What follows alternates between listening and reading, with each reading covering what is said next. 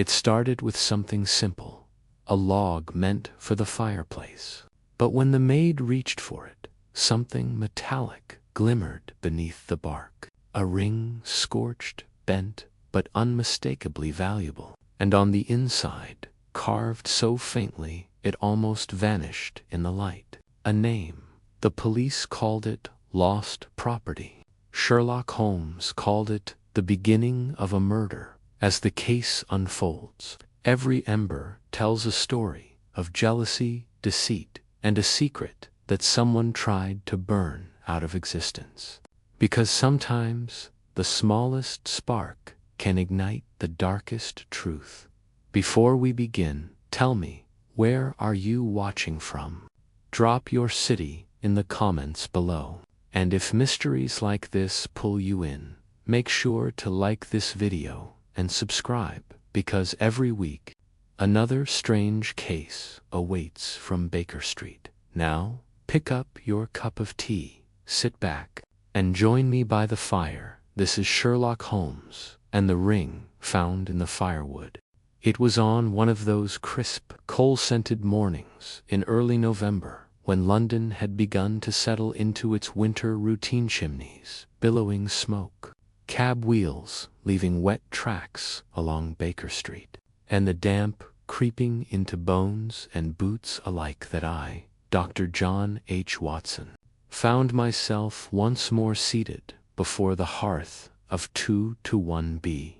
My old friend Sherlock Holmes stood by the window, immobile save for the rhythmic tapping of his long fingers against the sill, his eyes distant and fixed on some abstraction beyond the soot-flecked glass. A quiet stretch had settled over our quarters these past weeks. No client had darkened the door since the affair of the Venetian cipher, and Holmes, while never idle in his mind, had grown visibly restless. When the knock came, a hurried, urgent sound just past 9 o'clock, he turned, not with surprise, but with the satisfaction of a man whose expectations had just been met.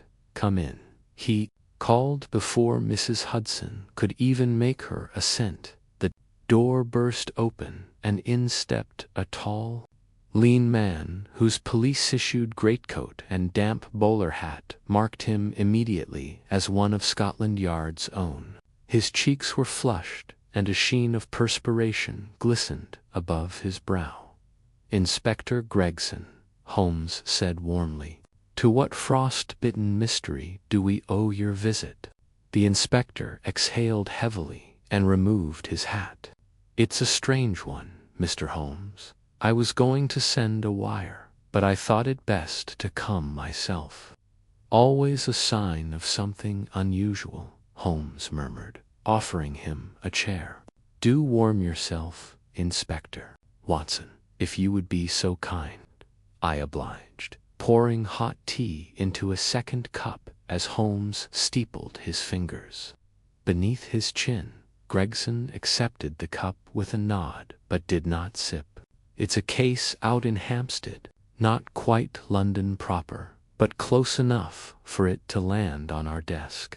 A housekeeper discovered a woman's ringgold, with an emerald stone lodged inside a stack of firewood delivered to a client's home. At first glance, it might be dismissed as an odd coincidence, but then came the body." Holmes's eyes flickered. "A body," Gregson nodded grimly. "Discovered this morning at a nearby estate. An older woman, widow, Miss Abigail Fernlow. No signs of forced entry. She was seated by the fireplace, as if dozing, but her neck was broken, snapped from behind. And here's the rub. Her jewelry case was open, every item missing, except no fingerprints, no broken windows, and not even a disturbed rug." Holmes stirred in his chair, the gleam in his eye unmistakable. "And the ring?" "It's hers," Gregson confirmed. "Identified by her solicitor. She was known for that Pison heirloom from her mother. but why it ended up in a stack of firewood delivered 2 miles away, we can't say. I leaned forward, setting my cup aside. You believe the killer removed her jewels, and then what? Planted one in firewood. Or dropped it accidentally. But even that doesn't make sense, Gregson replied. The wood was delivered by a merchanter, Mr. James Toller, a reputable man, no blemishes. He says he loaded it straight from his stockyard. Holmes stood abruptly. A dead woman in an untouched house, jewelry vanished, and a ring inexplicably relocated. Yes, I see why you came yourself.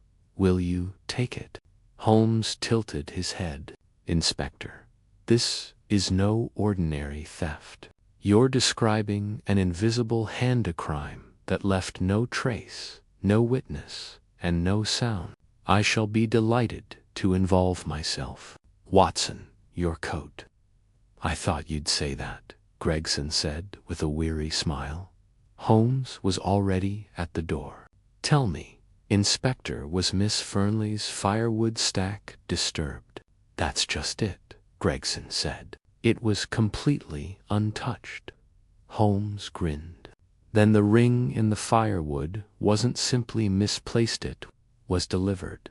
The drive to Hampstead was a silent one, save for the whistle of wind and the rhythmic clatter of horse hooves on stone.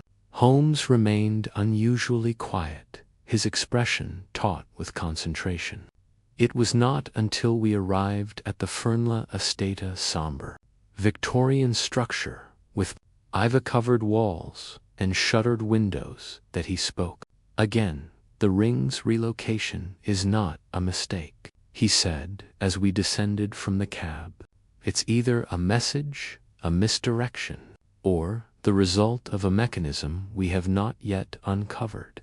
The local constable greeted us at the gate and led us to the parlor. There, the body of Miss Abigail Fernley remained, respectfully covered, awaiting the coroner's final inspection. Holmes asked for privacy and was granted it. He moved with slow deliberation, examining every corner of the room. The fireplace showed no signs of recent use. The grating was clean. No ashes, no half-burnt logs. A poker rested in its stand, unused. He knelt beside the hearth and peered into the chimney with a small brass mirror, then stood and paced the floorboards, tapping lightly with his cane. I stood to the side, observing, but as usual, feeling several steps behind. There's no sign of struggle, I said. She must have known the killer, or was taken unaware, Holmes replied. Look here, Watson. What do you notice about the position of the body? She was seated in her chair, facing the hearth, indeed, and the back of her skull struck the floor upon falling. The killer was behind her, but to enter this room from the hallway, one must approach from the front. Then he must have already been in the room, or entered through a different route. Holmes turned to the window. It was locked. No scratches, no footprints outside in the muddy garden. He next examined the jewelry box. Peculiar, he murmured. Every drawer open, but not a single hinge damaged. Yet the contents are all missing. He looked to me. A thief who takes great care not to break a latch, but leaves a ring in firewood. He walked to the fireplace once more, and this time he reached deep inside with a gloved hand. From a narrow groove behind a stone, he retrieved a small, charred scrap, perhaps a remnant of paper or cloth. Curious, he whispered. We may be dealing with a performance far more elaborate than a simple robbery. As we left the estate, Holmes paused at the edge of the firewood stack in the servants' corridor. He stared for a full minute before touching one of the logs. Then he turned to me with that glint I had come to know well, Watson. I believe we must visit Mr. James Toller's yard. The journey of that ring may prove to be the key to the entire affair. Chapter 2. A discussion at dawn. It was not yet 8 o'clock the following morning when Holmes summoned me to the sitting room with a sharp rap upon my bedroom door and the unmistakable clang of the breakfast tray being set. I found him seated cross-legged in his armchair, a half-burnt scrap of toast dangling between his fingers, and his violin case conspicuously ajar at his feet. Beside him on the floor lay a sheet of notepaper and a half-smoked pipe that had clearly suffered an agitated night. "Watson," he said without greeting, "how many men in London do you suppose could remove a ring from a corpse, conceal it among firewood, and ensure its delivery to an unrelated household all without being seen, heard, or leaving a single discernible trace?" I blinked. "Offhand, I'd say none." "Precisely, and yet someone has." I took my seat opposite him, pouring myself a cup of lukewarm tea.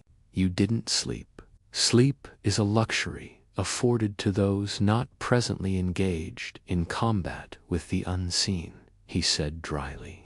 "This case is no ordinary matter. We are contending with a mind of precision and restraint, perhaps not so flamboyant as our previous foes, but no less dangerous." He gestured toward the notepaper.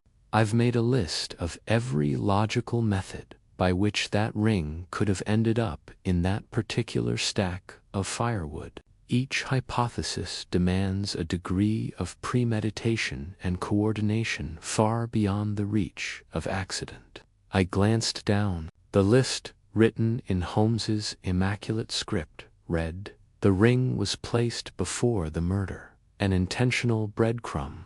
The ring was transported unknowingly by someone involved in the firewood trade. The ring was introduced after the delivery to mislead. The ring was concealed in firewood from the victim's own home." "Curious," I murmured. "But doesn't the fourth option suggest that the firewood came from Miss Fernley's estate?"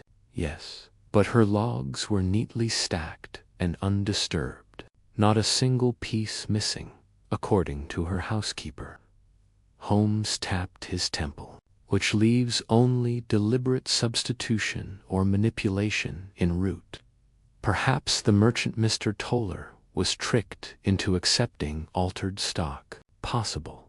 But then who has access to both estates and the means to transfer wood and ring between them without arousing suspicion?"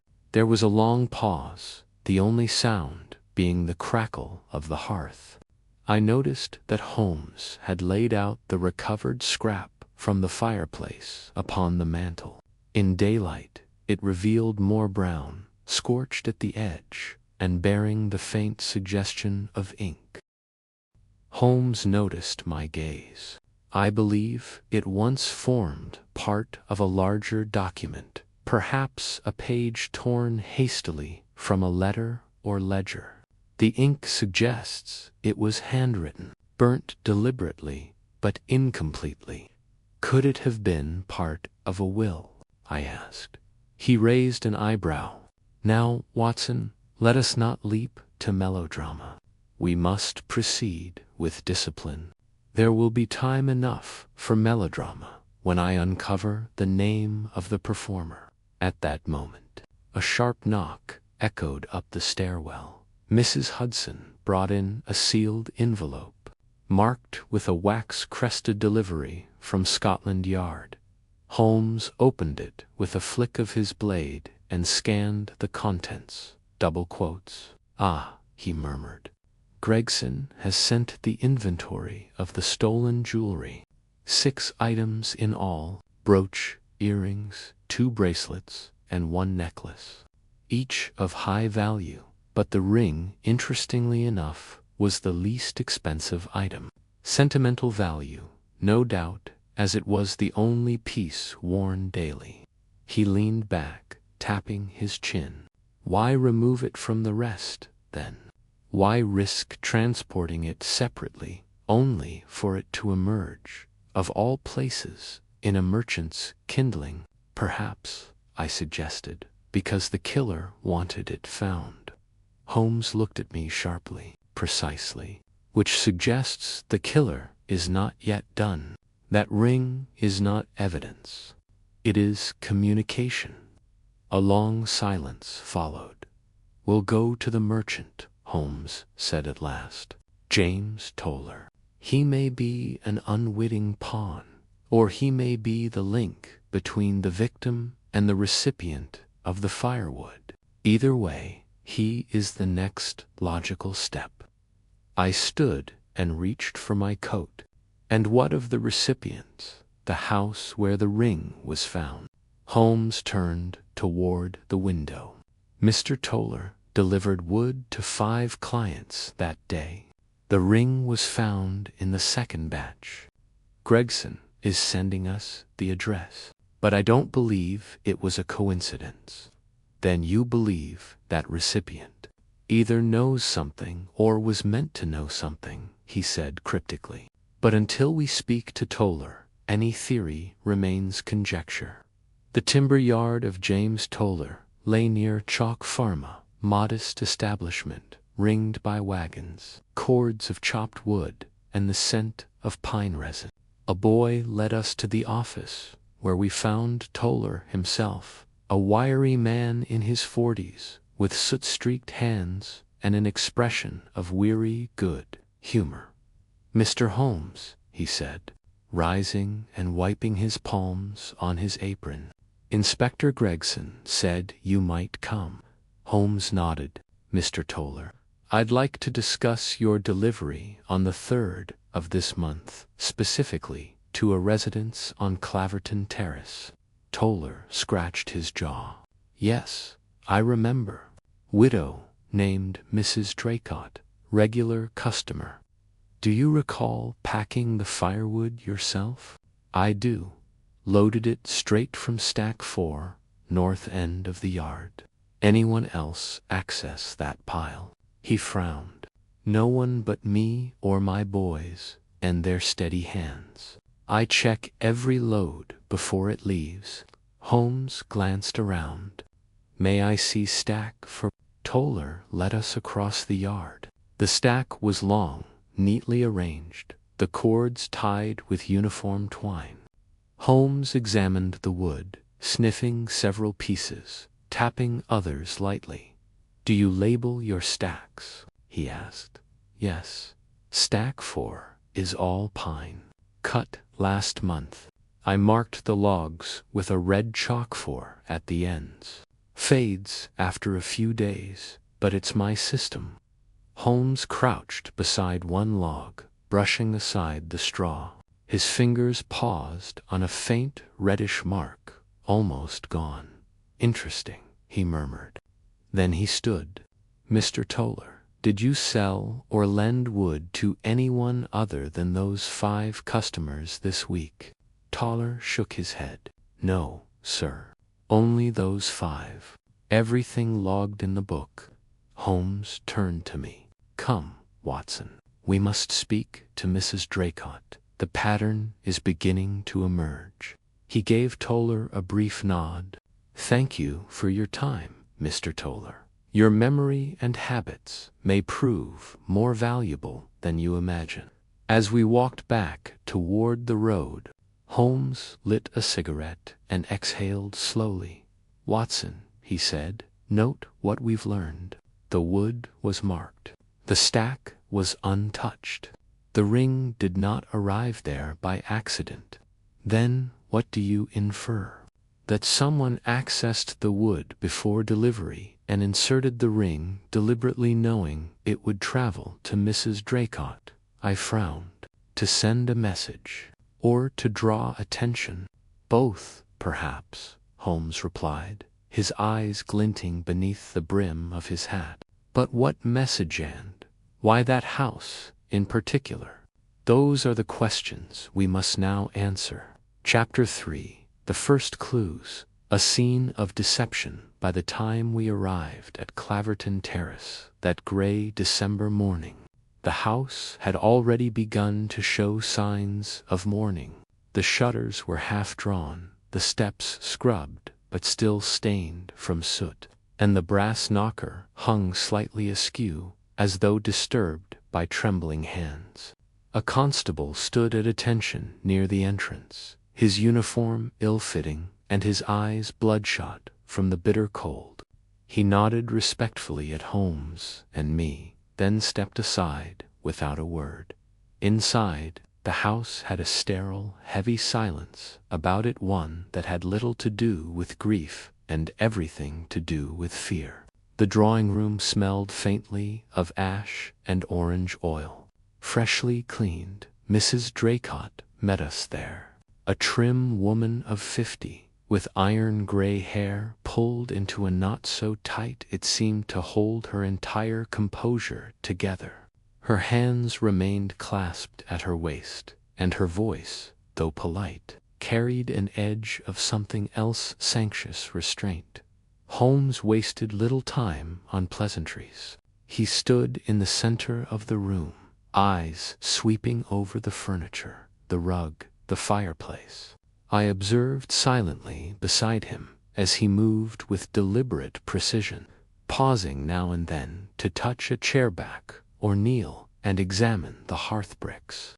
The fireplace itself was modest polished marble, with faded floral carvings, and had been recently cleaned, though the air still carried the faint, acrid residue of burnt wood and something else, something sharper, more metallic.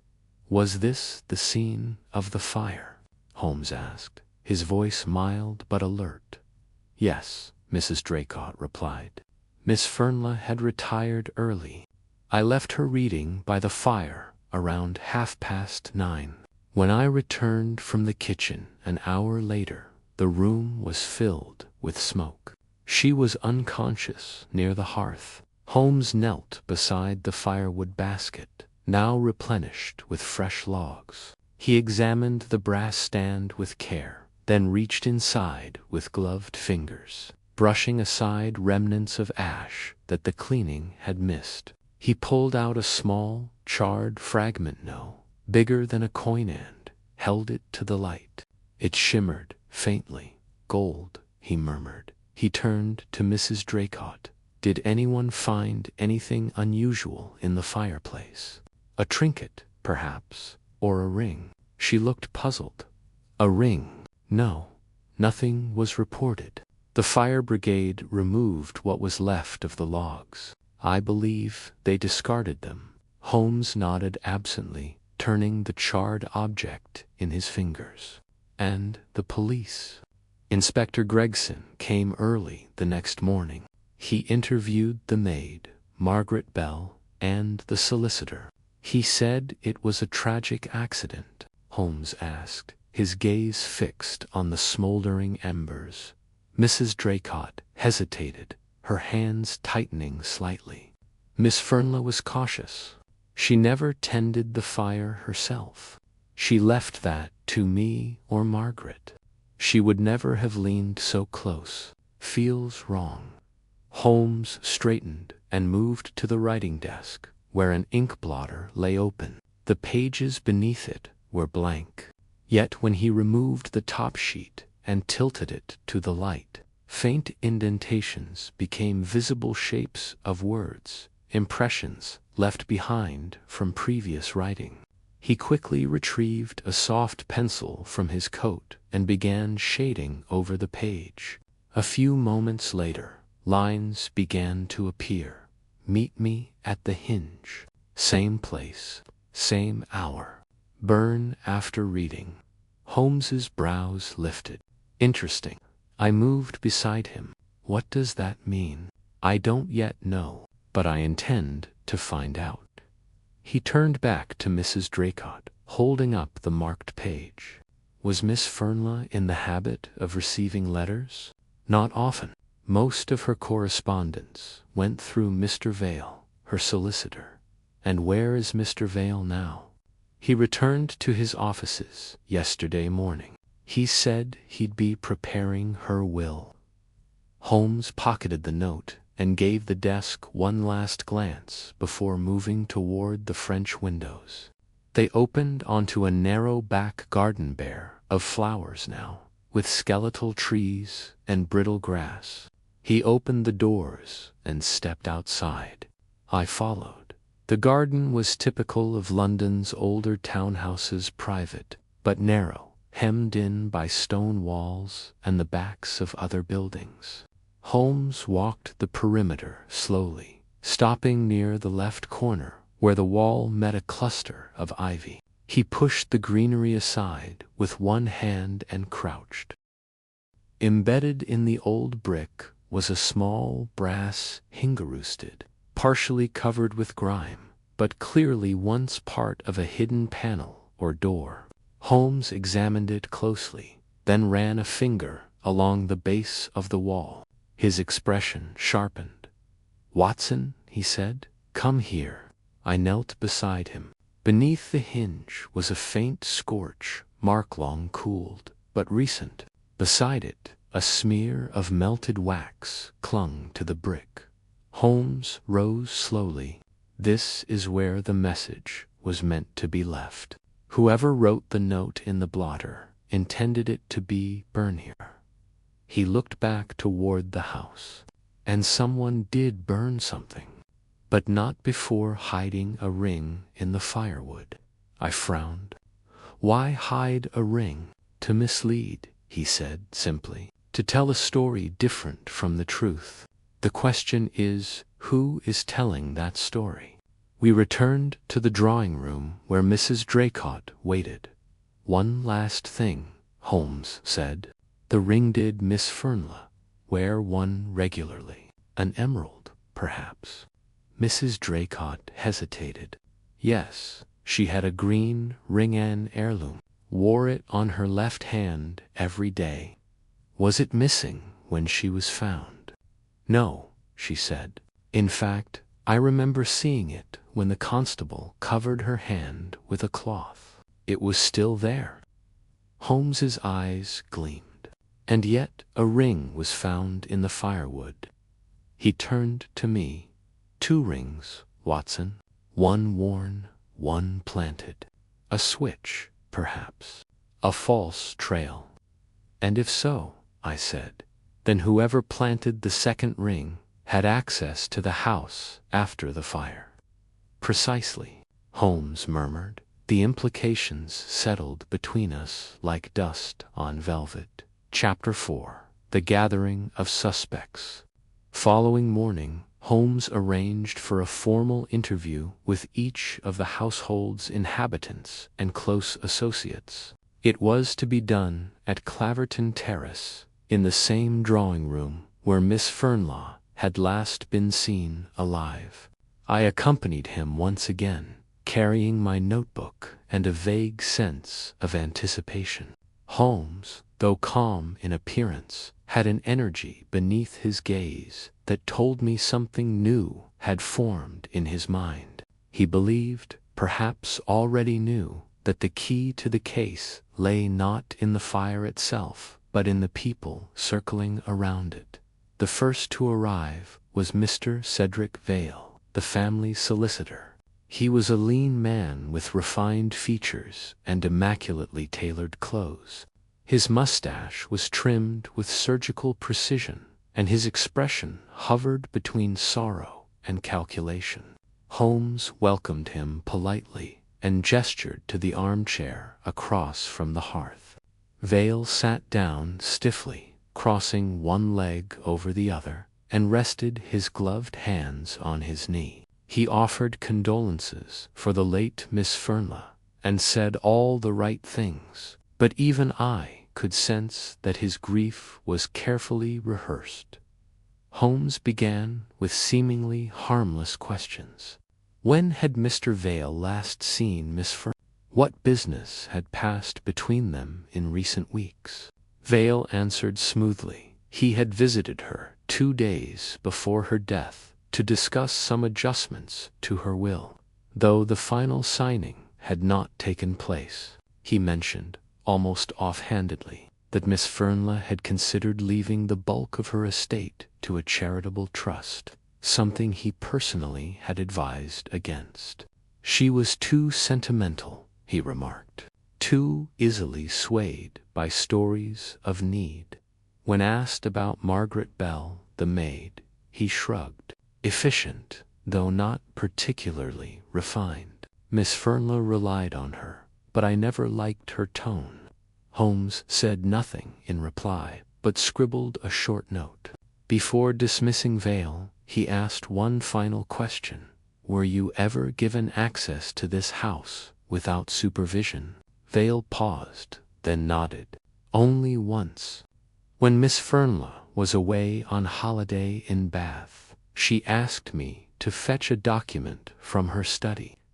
It was a small thing, but Holmes's brow lifted slightly. When Vale departed, he left behind a lingering scent of expensive cologne and something else. Concealment. Next came Margaret Bell, the maid. She entered with wary eyes and a scowl fixed deep into her narrow face. Her hair was hastily pinned, and her apron was stained from cleaning. She curtsied, but barely met Holmes's gaze. Her tone was defensive from the start. I didn't kill her, if that's what you're thinking, she said bluntly. Holmes offered her a chair and let the silence stretch until she sat, folding her arms tightly. He asked her about her duties, her relationship with the late mistress, and her recollection of that final evening. She was in a strange mood, Margaret said, not herself. Nervous, maybe. She sent Mrs. Draycott to fetch extra tea from the market, then told me to leave early. Said she wanted a quiet night alone. Holmes nodded slowly, then asked whether she had ever handled Miss Fernley's jewelry. Margaret's eyes narrowed. Only to polish it or return it to the cabinet. I didn't steal nothing, if that's what this is. She insisted that when she left that night, the house was in order and Miss Fernla alive. Holmes offered her no accusation, just a quiet thank you. She left, bristling with defiance. Following her came Mrs. Isabel Lovelace, Miss Fernley's distant cousin and part-time companion. She was younger than I expected, perhaps, in her mid-30s, with soft features and downcast eyes. She looked genuinely shaken, and her hands trembled slightly as she spoke. Holmes treated her gently, offering water and allowing her long pauses between questions. She explained that she had only recently returned to London after being summoned by Miss Fernla, who had mentioned revising her will. Isabel insisted she had no interest in the inheritance, and had returned only out of loyalty and affection. She told me she feared something, Isabel whispered. She said someone had been tampering with her letters, that things had been moved in her room. I thought it was her nerves. She had moods sometimes, but now ... Her voice trailed off. Holmes leaned forward and asked whether she knew of any conflicts between Miss Fernla and Margaret or Mr. Vale. Isabel hesitated, then said quietly, there were arguments. I heard raised voices once from the study, once in the hall. I couldn't make out the words, but something was wrong between them, something about a promise broken. Our final visitor that day was Mrs. Draycott, who returned to the drawing-room with her usual brisk step and composed manner. Holmes questioned her more firmly this time. Had she noticed anyone lingering near the fireplace in the days before the incident? Had anyone asked about the firewood or come in late at night? Draycott answered evenly, claiming nothing unusual had occurred. She had gone out briefly that evening to retrieve tea, as Margaret had said, and returned to smoke in the drawing room. She had no key to Miss Fernley's personal cabinet and never handled her jewelry. Holmes remained thoughtful as the interviews concluded. Each suspect, he later remarked to me, had given themselves away not through what they had said, but in how they had said it. Vale had been too polished, too detached. Margaret too defensive, too quick to deny. Isabel had offered something else, trembling honesty that might be real or might be the best lie of all. And Mrs. Draycott had, without being asked, asserted that she had not touched the jewelry, raising a detail Holmes had never mentioned aloud. As we left Claverton Terrace that evening, Holmes seemed pensive. The fog outside had thickened, curling through the trees like smoke through a keyhole. He paused near the corner of the iron fence and looked back at the house, its windows glowing faintly behind lace curtains. "They're all hiding something, Watson," he murmured, "but only one of them has killed for it." "Do you have a suspect?" I asked. "I have several," he replied, "and none of them are telling the truth." Chapter 5. First Suspects. The red herring the following morning dawned with a sky as gray as wet stone. The air was heavy with mist, clinging to the corners of Baker Street like a stubborn visitor refusing to leave. Holmes stood by the window with his pipe in hand, unmoving, while I poured the tea and tried not to think of the lingering expressions of our suspects the day before. I had barely sipped from my cup when a knock came at the door. It was Inspector Gregson, trench coat damp with rain, his hat tucked beneath one arm, and a folded newspaper clenched in the other. "You'll be pleased," he said, without preamble, "to hear that we've arrested Margaret Bell. She attempted to pawn a gold brooch late last night, and when questioned, her story fell to pieces. It belonged to Miss Fernley. She was in possession of stolen jewelry, and we now believe she may have taken more than that." He handed Holmes the paper, already crinkled. The headline read, "Fernley Maid Suspected in Heiress Fire Death." Beneath it, a grainy portrait of Margaret stared out with wide, shadowed eyes. Holmes took the paper silently, glancing at the article. He said nothing for a long moment, then finally set it down on the mantel and turned toward Gregson. "What was her explanation for the ring?" he asked. "She claims she found it in the firewood the day after the fire," Gregson replied. "Said she recognized it and thought she'd keep it, her words. But when pressed, she admitted she knew it was valuable and had intended to sell it later." Holmes exhaled slowly. "And did she confess to the fire?" Gregson hesitated, then shook his head. "No, denies it firmly. Says she wasn't even in the house at the time that she'd gone out to visit her sister. No one can confirm her whereabouts between 8 and 10 that night." Holmes moved back to his desk and tapped a finger thoughtfully on the corner of a leather-bound volume. Conveniently absent. Possession of stolen jewelry. A vague alibi. All rather compelling. I leaned forward slightly. "So you believe she did it?" Gregson gave a small snort. "She had motive resentment over the new will, proximity to the scene, and now the evidence of theft. I'd say it's a solid case. Not perfect, but close." Holmes remained quiet, his gaze distant. Then, at length, he said, "No, Inspector. It's not close. It's too close." Gregson blinked. "I don't follow. She is precisely the kind of person one might expect to commit such a crime. Too obvious, too cleanly placed," Holmes replied. "A servant resents her mistress, steals from her, then finds herself alone in the house on the very night a suspicious fire kills said mistress.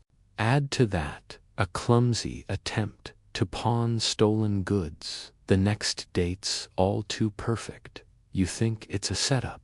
I think, Holmes said, that Margaret Bell has committed some misdeeds, but I do not believe she is guilty of murder. Gregson crossed his arms. Then how do you explain the ring? Holmes walked over to the writing desk and pulled open a drawer. From it, he retrieved the charred fragment he had taken from the fireplace, the melted sliver of gold with faint etching. He placed it beside my teacup. Because this ring, he said softly, was never on Miss Fernley's hand. It was planted in the firewood to create a trail, a deliberate misdirection. And who better to take the fall than a surly, unhappy maid with sticky fingers? Gregson frowned. But that still leaves the theft. Yes, Holmes agreed, and therein lies her downfall. Margaret is no innocent. She likely believed no one would miss a brooch, especially in the chaos following the fire. But theft is not murder. If anything, her greed made her a convenient pawn. The room fell silent for a moment. Gregson looked unconvinced, but said nothing more. After a few minutes, he departed, muttering something about needing to report to the yard. When the door closed behind him, Holmes turned to me with a look that was part irritation, part amusement. Lestrade would have declared the case closed by now, he said dryly. I smiled faintly. And you? I haven't even begun.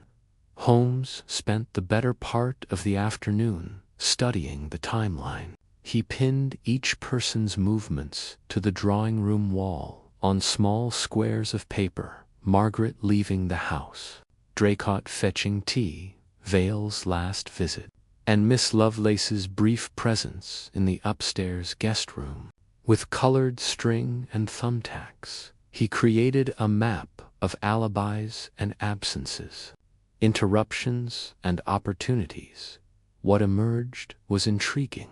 Between 9 o'clock and 10:30, on the night of the fire, the house had been effectively unguarded. Margaret gone, Draycott away, Miss Fernley alone, Miss Lovelace reading upstairs with a headache. Only one person had been confirmed to be outside the house during that window. But what of the others? Holmes pointed at the thin thread connected to Vale's name. No one verified his whereabouts that night, he said. He claims to have been at his club, but no one saw him. He arrived at Claverton Terrace the following morning, conveniently shocked. But I've seen shock worn like a costume before, and if not him, I asked, then Mrs. Draycott must be re-examined. She has no motive. Holmes arched an eyebrow. On the contrary, a lifetime of loyalty breeds resentment. Suppose Miss Fernley had changed the will to exclude not just distant relatives, but the entire household staff. Suppose Draycott had always imagined a pension or bequest.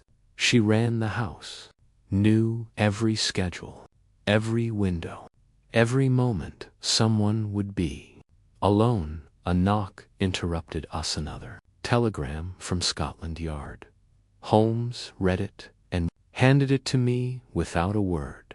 Margaret Bell attempted suicide in her cell, recovered, rambling about voices in the walls, demanding to see Mr. Vale.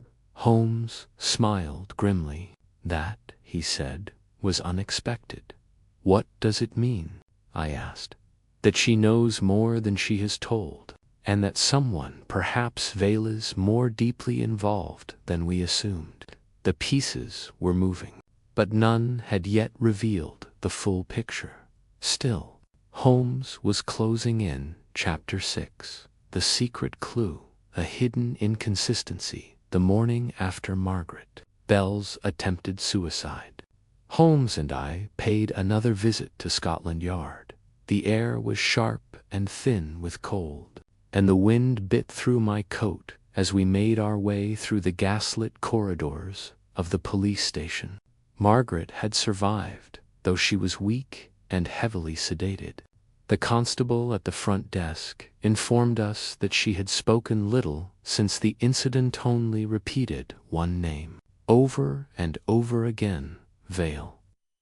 Holmes said nothing to that, but I saw a flicker of something in his expression, not surprise, but confirmation. Inspector Gregson met us in the hallway outside the holding cells, his arms folded and a look of reluctant concern on his face. "She's calmer now," he told us. "Doc gave her laudanum, said she should rest, but she insisted she had something to tell Mr. Holmes. Kept saying it over and over. So we thought it best you come at once." We followed him through the dim corridor to a narrow room with a barred window and plain walls. Margaret Bell sat hunched on a hard bench, wrapped in a thin blanket.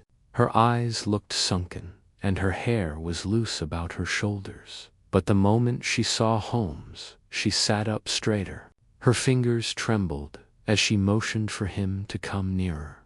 "I didn't kill her," she whispered. "I swear on my mother's grave I didn't." Holmes nodded gently. "I believe you." Tears sprang to her eyes. "But I knew something was wrong, and I said nothing." "That's as bad, isn't it?" I thought I could fix it. But then I saw her lying there like a doll someone left by the fire, and it was too late.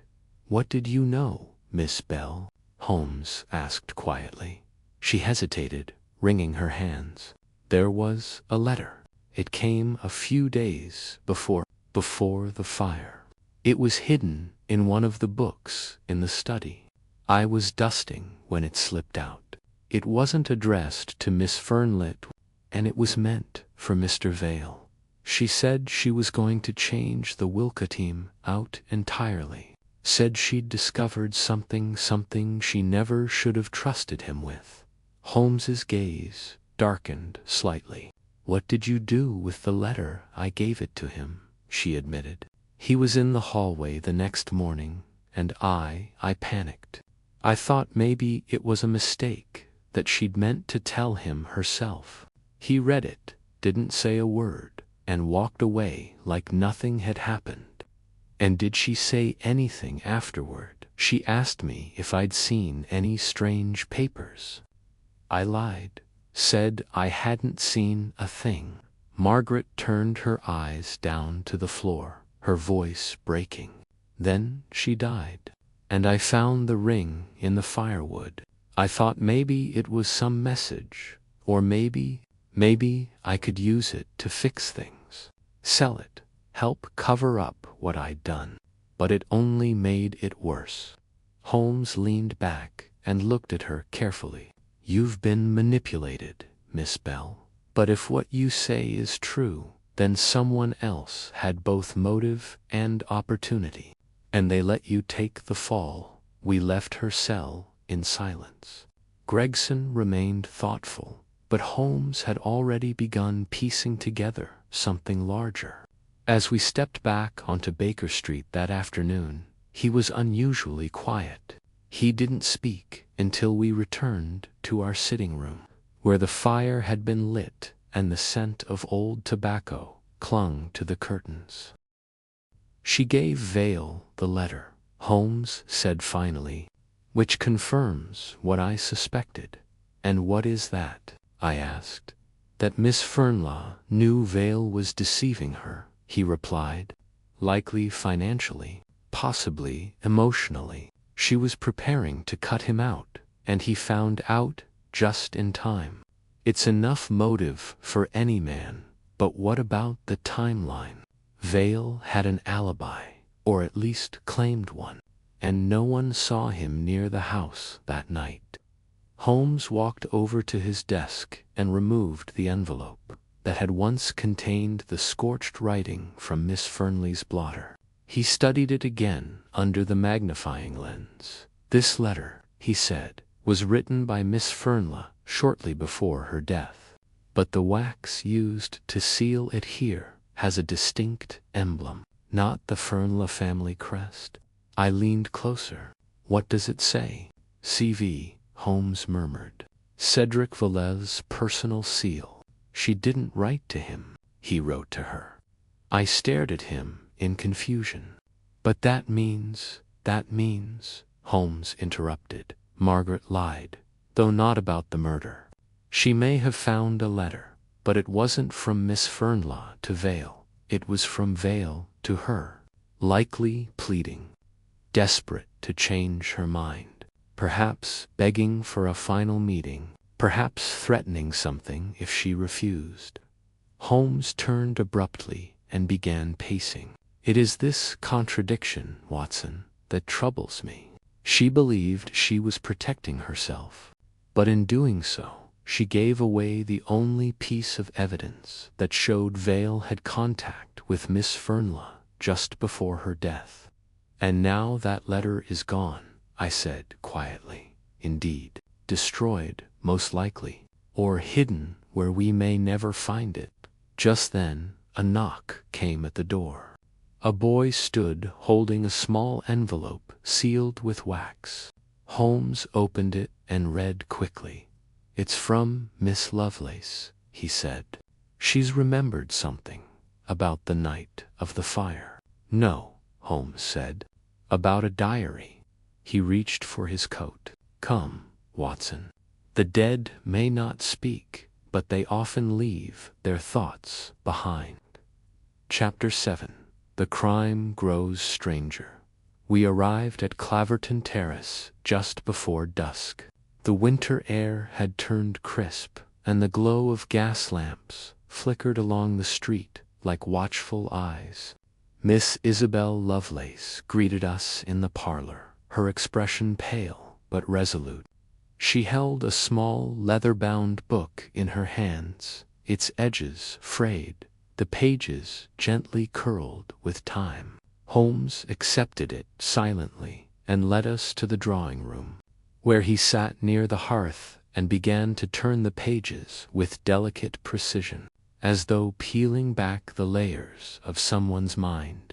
"It was tucked behind the dresser in the guest room," Isabel explained, her voice low. "I only found it when I was packing to return to my flat. I thought perhaps it was private and should be returned to the family solicitor. But then I remembered what you said, that something wasn't right, and I couldn't keep it to myself." Holmes nodded slightly, already absorbed in the contents of the diary. He flipped through pages filled with elegant script, scanning entries marked with dates in late November and early December. Occasionally, he murmured phrases to himself: regret, betrayal, promise broken. But then he stopped at one entry and read aloud, "December 4th, I cannot trust him. I see it now how foolish I've been to let him near my finances, my name, my heart. I wrote to him, warning him it would all be undone. The will, the accounts, the letters. I shall seal them tomorrow and have them delivered to Mr. Garden. He will know what to do. I feel watched now, even inside my own home. I must be careful. The fire brings comfort, but I smell smoke in everything." He closed the diary slowly, fingers resting on the cover as though weighing its significance.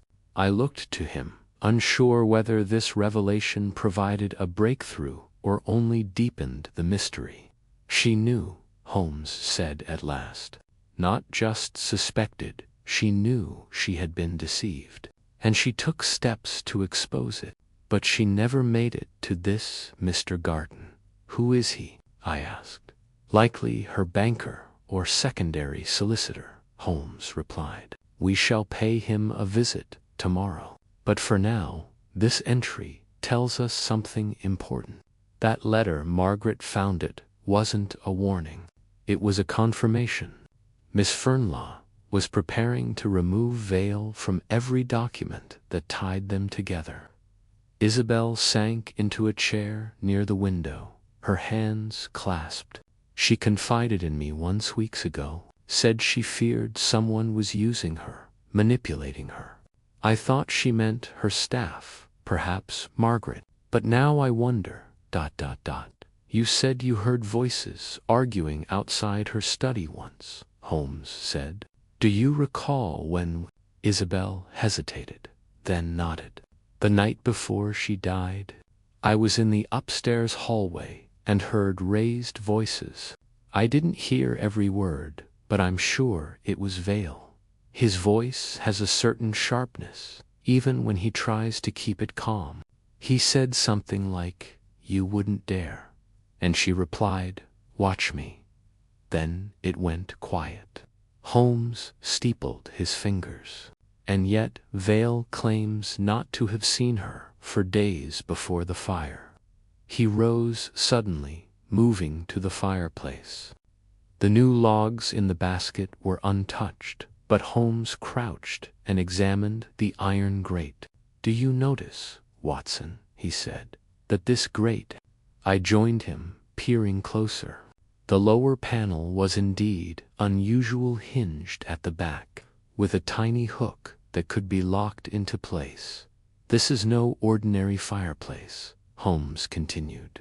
"The bottom grate can be removed, creating a hidden compartment beneath the coals, not for heat, but for concealment." He reached into the small recess and felt around. A moment later, he withdrew a singed scrap of parchment. It was brittle, mostly unreadable, but a few words remained. "Initial transfer. If anything should happen to me." Holmes's eyes glittered. She was hiding documents here, not just the diary. This may have been where she kept the letter to Gartnor, even a revised will. But if so, I asked, then why wasn't anything found after the fire? "Because someone removed them," Holmes said quietly. "Likely the very person she feared." He turned back to Isabel. "Did anyone have access to this room the following morning?" She shook her head. "Only Mrs. Draycott. The rest of us were in our rooms or downstairs. The fire brigade arrived, but they didn't touch anything beyond the hearth." Holmes narrowed his eyes. "Mrs. Draycott, always in the background, always reliable." "Too reliable, perhaps," I frowned. "But what motive would she have? She wasn't mentioned in the diary at all." Holmes did not answer at once. Instead, he moved to the writing desk and opened the bottom drawer. It was empty now, but a faint impression of a document square with folded edges remained in the velvet lining. "She stored something here," he said. "Something important. It's gone now. And someone wanted it gone before the fire spread." He turned suddenly. "Watson, tell me what burns faster. Wood soaked in kerosene or dry parchment?" "Parchment," I replied. "Much faster," Holmes nodded. "And what if you wished to create a distraction while retrieving a hidden item from a desk or a hearth?" "You'd light the fire," I said, understanding dawning. "Exactly. Just long enough to conceal the theft under the appearance of chaos. Miss Fernlaw was drugged or Strook-rendered, unconscious, and the fire was started not to kill her, but to destroy the evidence she'd hidden. But it got out of hand," I finished, "and she died." Holmes's eyes darkened. "That was never part of the plan. Someone wanted her silenced, but not at the cost of murder. And now they're covering their tracks one step at a time." Outside, the fog thickened once again, creeping up against the window panes like a living thing. Holmes stood still, the diary in one hand. the scorched parchment in the other. "The crime we are investigating," he said slowly, "is no longer a simple case of arson or theft. It is something more layered, more deliberate, a betrayal so complete it required not only deception but erasure." "And we're missing something," I said. "A piece of the puzzle." Holmes's eyes narrowed. "Yes, Watson. And I believe it lies not in the house but in the past." Chapter 8. Holmes tests a theory. The following day was one of those dull, brooding December mornings when London seemed to sink into itself, fog resting low over the rooftops, the sun struggling to pierce the clouds. I found Holmes already dressed and waiting, seated in his armchair with his hands steepled and eyes shut in deep concentration. The remnants of last night's fire crackled faintly in the grate, and the diary of Miss Fernley rested on the side table, marked with a ribbon halfway through. "I trust you slept well, Watson?" he asked without opening his eyes. "Well enough," I replied, rubbing the stiffness from my shoulder. "But I must admit, the events of the past days still haunt my thoughts. Margaret's breakdown, the letter, the hidden compartment, it's all too much to simply be coincidence." Holmes opened his eyes slowly and nodded. "It is not coincidence, it is orchestration. And today we shall see whether the conductor of this dreadful symphony will strike the final note or miss their cue entirely."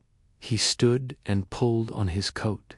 "We are paying a visit to Mr. Cedric Vale, but I shall not be Holmes, and you shall not be Watson." I blinked. "Pardon.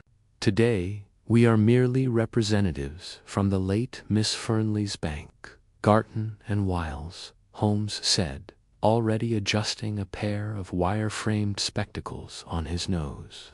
"We're following up on discrepancies in her estate.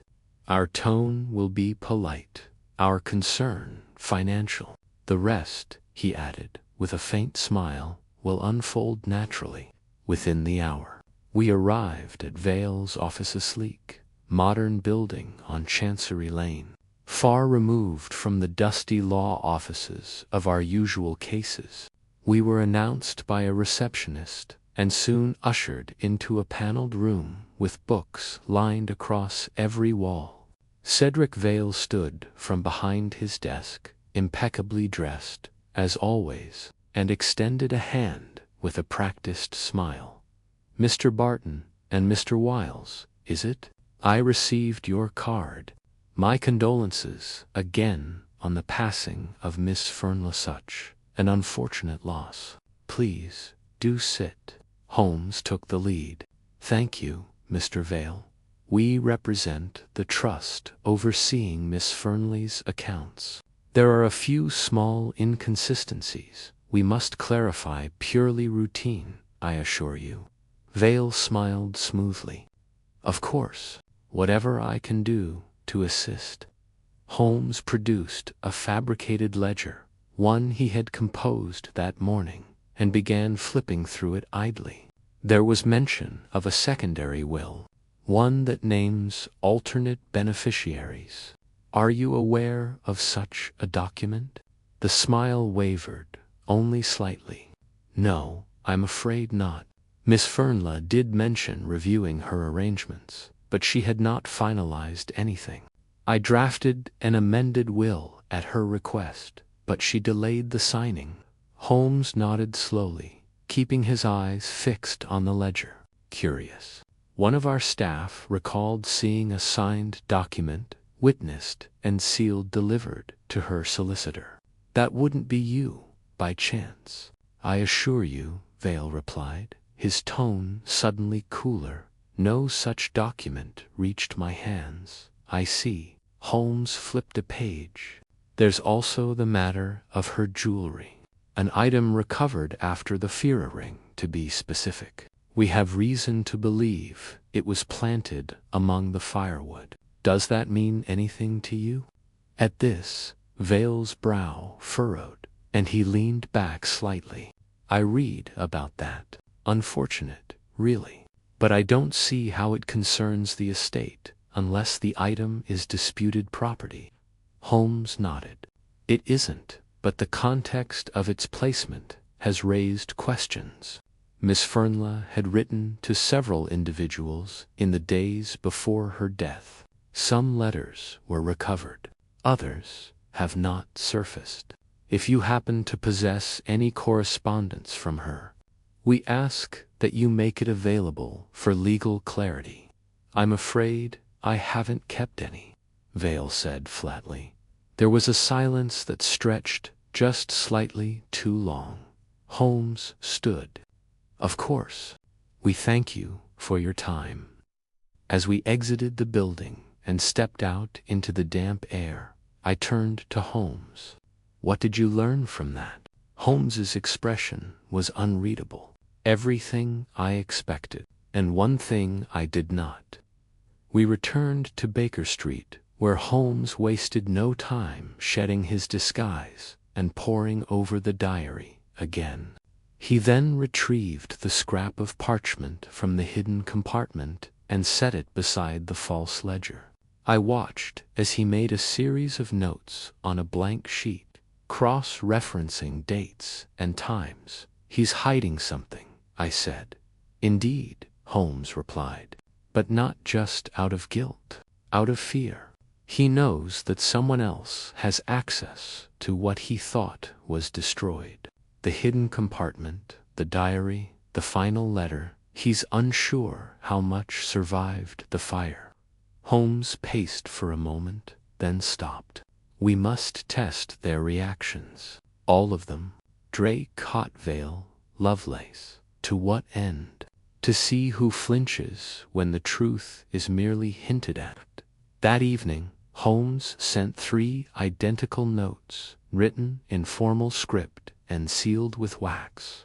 Each note simply read, "The ring was not the only thing retrieved from the ashes. We must speak, urgently." They were sent to Mrs. Draycott, Cedric Vale, and Miss Lovelace by the following morning. Only one had responded. Vale arrived at Baker Street just past 9 o'clock. His face was pale, his coat slightly damp, and his hands restless. "I don't know what game you're playing, Holmes," he said as he stepped into the room. "But if you found some document, then I demand to see it." Holmes gestured to the chair across from the fire. "I made no accusations, Mr. Vale. I simply stated a fact. Not everything was destroyed." Vale clenched his jaw. "If Miss Fernla wrote anything slanderous, anything false about me, I shall contest it. Her mind was not stable in her final days."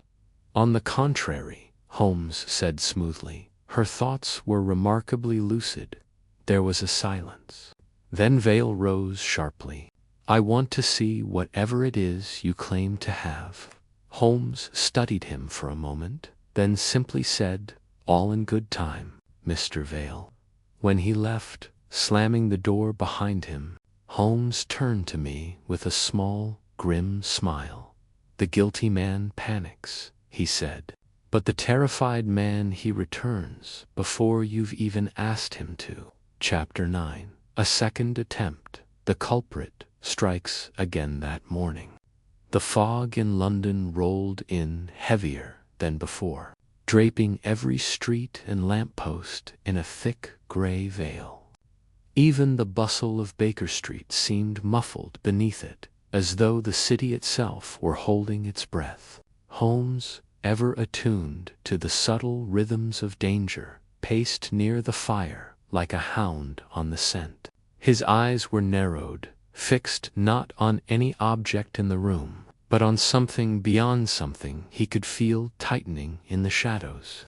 I sat at my desk, reviewing my notes, but even I could sense it. The case was drawing taut, like a wire pulled to the point of snapping. A sudden knock at the door interrupted the stillness. Mrs. Hudson entered, her expression anxious, holding a telegram on a silver tray. Holmes took it swiftly, unfolded it, and scanned the contents. His eyes darkened. "It's from Gregson," he said. "Someone has attempted to kill Margaret Bell. I stood at once. Kill her. But she's under watchery." "Not closely enough," Holmes replied sharply. "The attack occurred just before dawn. A nurse found a figure in dark clothing leaning over the bed. The assailant fled as soon as the door opened. Margaret is alive, but only just. Within half an hour, we were at St. Bartholomew's Hospital. The white walls of the ward were hushed, and a uniformed officer stood outside Margaret's room. Inside, she lay pale and still, her breathing shallow, a faint bruise on the side of her neck." Holmes stood beside the bed in silence for several moments, then turned to the nurse. "Did she speak at all after the attack?" he asked. The nurse shook her head. "Only a few words," she said. "It was her." Then she drifted off again. "We've sedated her for safety." Holmes thanked her quietly and left the room. Out in the hallway, I watched his jaw tighten. "She didn't say him," he muttered. "She said her. You think she meant Mrs. Draycott, possibly, or Miss Lovelace, or even someone else entirely. But we must consider motive. Margaret was unstable, yes, but she knew something worth killing over. And now, someone has tried to finish the job they started." On our return to Baker Street, Holmes said little. Once seated in his armchair, he lit his pipe and sat surrounded by silence and thought. I tried not to disturb him, but the tension in the air was too thick to ignore. "Holmes," I said, finally, "if this was a second attempt, it implies the first was not meant to kill Margaret. But why wait? Why not silence her from the beginning?" Holmes leaned forward. "Because they weren't sure. Perhaps they believed she didn't know enough. Or perhaps they feared that acting too soon would draw suspicion. But now, with the diary stolen and our inquiries increasing, they're scrambling to sever every loose end." There was enough. Hesitant, Mrs. Hudson opened the door to reveal a young man in a porter's uniform, holding an envelope. "For Mr. Holmes," he said. "Delivered to the front desk an hour ago. No return address." Holmes took it. His eyes flicked upward, sharp as a blade.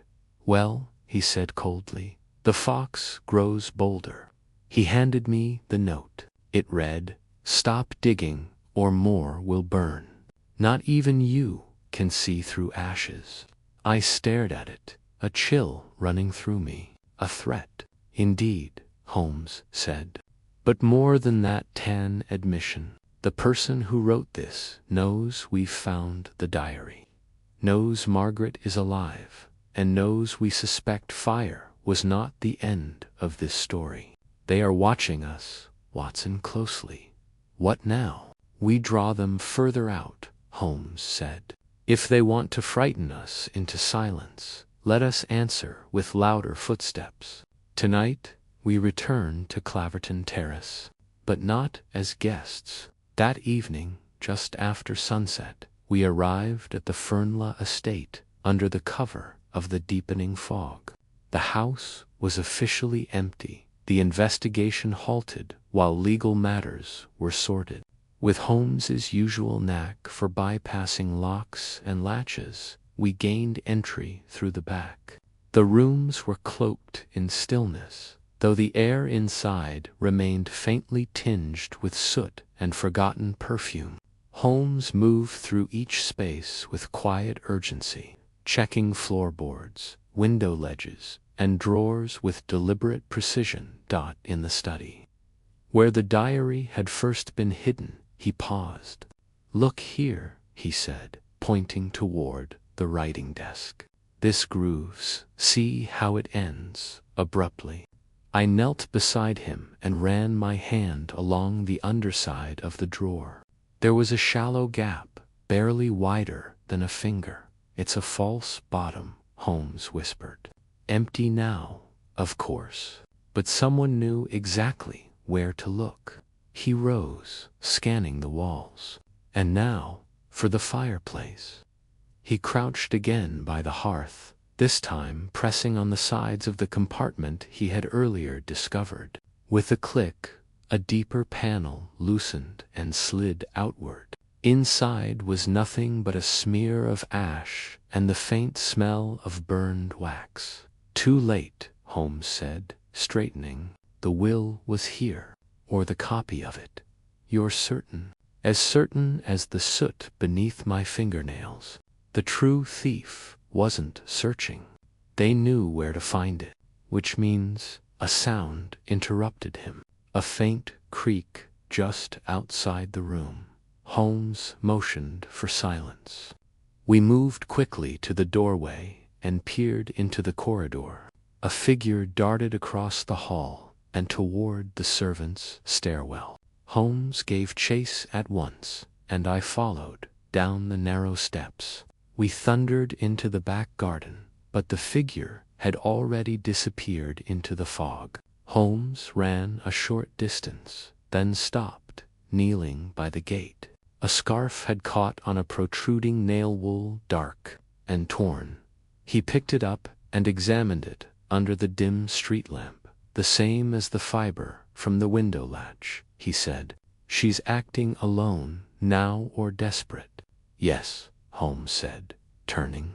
Our assailant tonight was a woman, and one who knows the layout of this house better than any guest.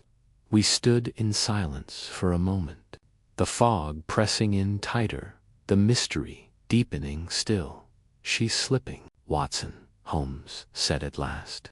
Whoever she is, she's making mistakes. But the most dangerous animal is the one that feels cornered. Chapter 10.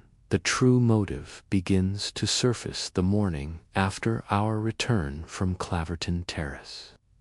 Baker Street was unusually quiet. Holmes stood at the window, watching the street below through the parted curtain, his hands folded behind his back. His face was unreadable, the sharp angles of his profile cast into sharper relief by the gray winter light. The wool scarf we had recovered from the garden gate now rested neatly on the table beside the scorched parchment, the diary fragments, and the broken drawer handle relics of a crime growing darker with each day. There's a thread running through all of this, Watson, Holmes said at last, still looking out. It stretches further back than the fire or even the will. It lies hidden beneath the surface of those quiet halls and well-spoken lies. I closed my notebook. Then we need to pull it, Holmes, before someone else tries again. He turned slowly, his gaze now focused. It's time we looked beyond the crime and into the hearts of those surrounding it. There's more than greed at play here. There's resentment, old wounds reopened, regrets too large to bury. That afternoon, we returned to speak with Miss Isabel Lovelace, not as suspects interrogating a witness, but as observers peeling back layers of character. She welcomed us into her modest flat near Marylebone, her manner polite, though the shadows beneath her eyes betrayed exhaustion. Holmes began the conversation gently, asking first after Margaret Bell's condition. Then, speaking of Miss Fernley's will, I heard about the second attempt, Isabel said quietly, pouring tea with trembling hands. It's horrifying. Margaret was always skittish, but she didn't deserve this. No one did. She remembered something, Holmes said, watching her closely. Enough to make someone feel threatened. The person who tried to silence her is growing reckless. Isabel looked down. Then I hope you find them soon. I still can't believe this has happened. I was only meant to stay for a month, and now it feels like I stepped into someone else's nightmare.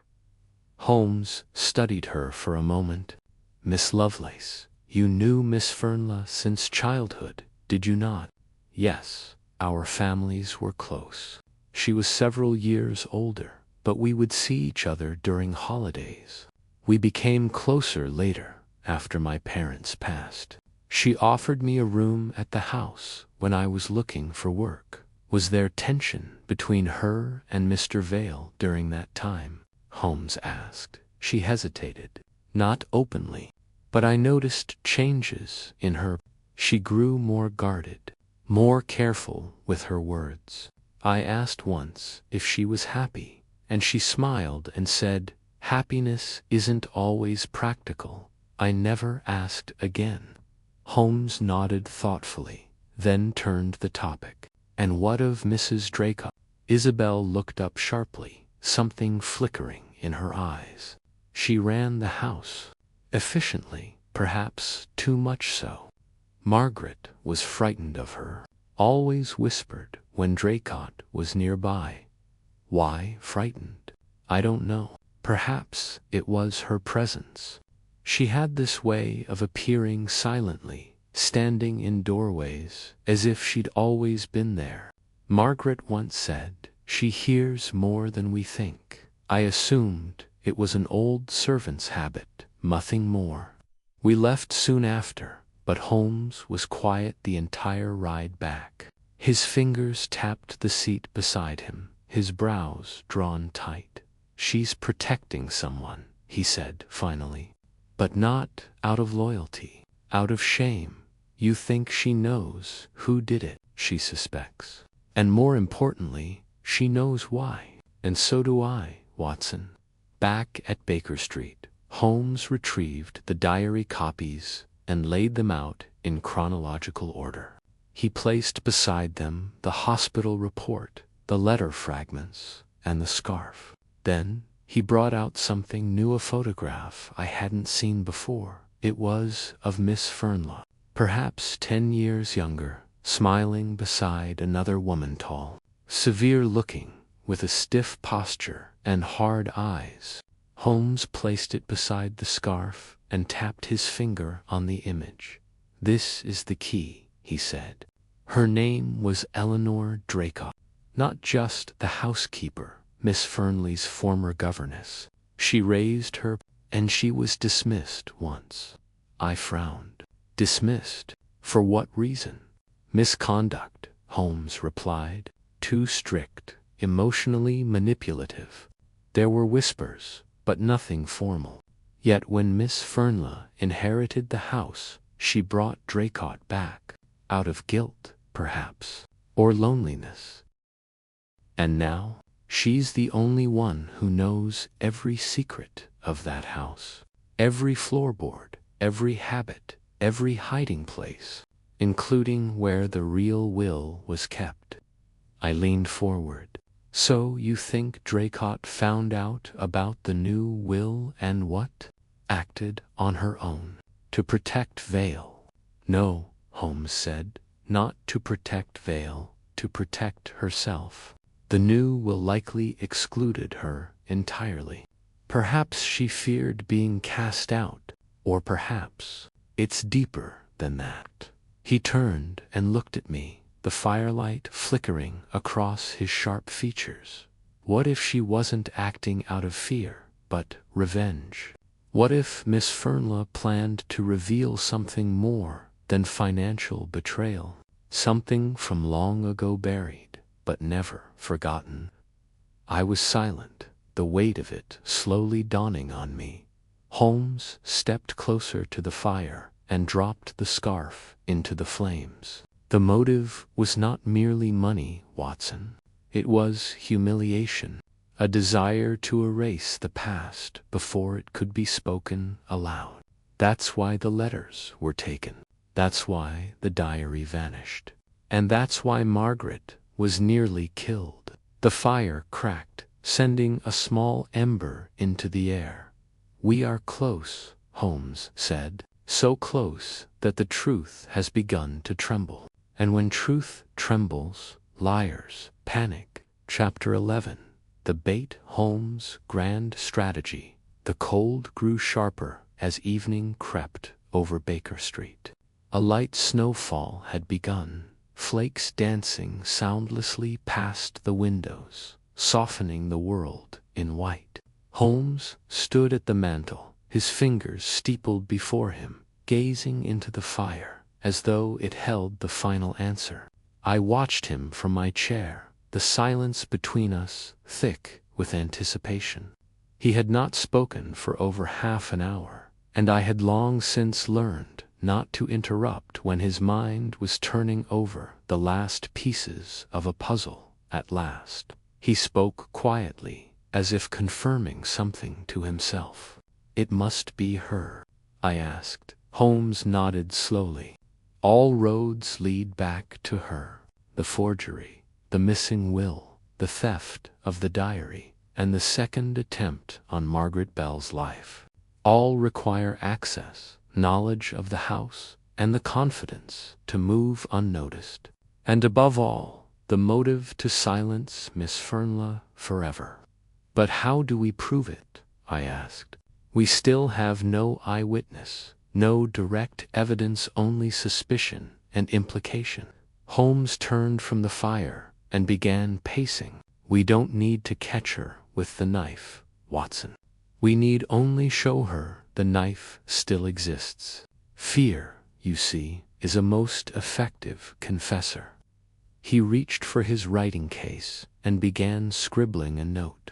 "We are going to arrange a meeting, one that she believes will decide the fate of all she tried to bury.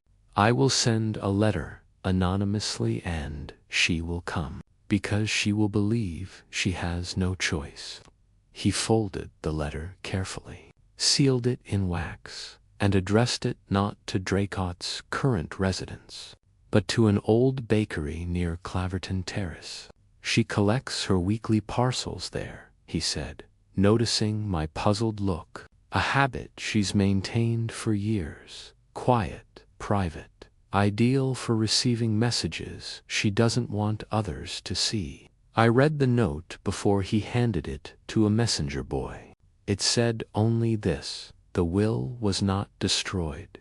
Meet me at Claverton Terrace, 11 p.m. tomorrow. Come alone, or the contents will be sent to the authorities." "You're sure she'll come?" I asked, as the boy vanished into the snowy night. "She will," Holmes replied, "because she has spent weeks trying to erase what was written in that will.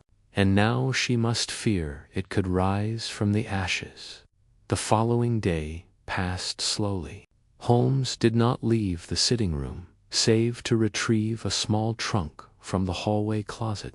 From within it, he produced the full disguise of an elderly solicitor around spectacles, a gray wig, and a slightly hunched posture. I helped him adjust the final touches as the hour drew near. "You'll stay out of sight, at the side door, where you can observe but not interfere unless I call for you." I nodded. "And the real will, if there was one?" He smiled faintly. "Let her believe there is. The mind that fears exposure will often expose itself." We arrived at Claverton Terrace under cover of snow and darkness. The house, though still sealed by the police, had one key left, unclaimed one Holmes had, of course, retained. The air inside was cold and silent, every room empty of life. Holmes lit only one lamp in the front drawing room and sat by it with a thick envelope resting conspicuously on the table beside him. I took my position in the shadows near the servants' entrance, watching from behind a curtain. Just before 11, the doorbell chimed. Holmes, still in disguise, shuffled forward and opened it himself. Mrs. Draycott stood there, wrapped tightly in a dark cloak, her face hidden beneath a wide-brimmed hat. She stepped inside quickly, glancing about as if expecting company. "I came alone," she said, her voice low. "Where is it?" Holmes gestured toward the chair. "Sit, we must speak first." She remained standing. "You said the will survived. I want it." Holmes adjusted his glasses and gave a soft cough. "It's quite a remarkable document, Mrs. Draycott, signed, witnessed, and sealed. And its contents very damning, if I may say so." Her hands tightened around the strap of her purse.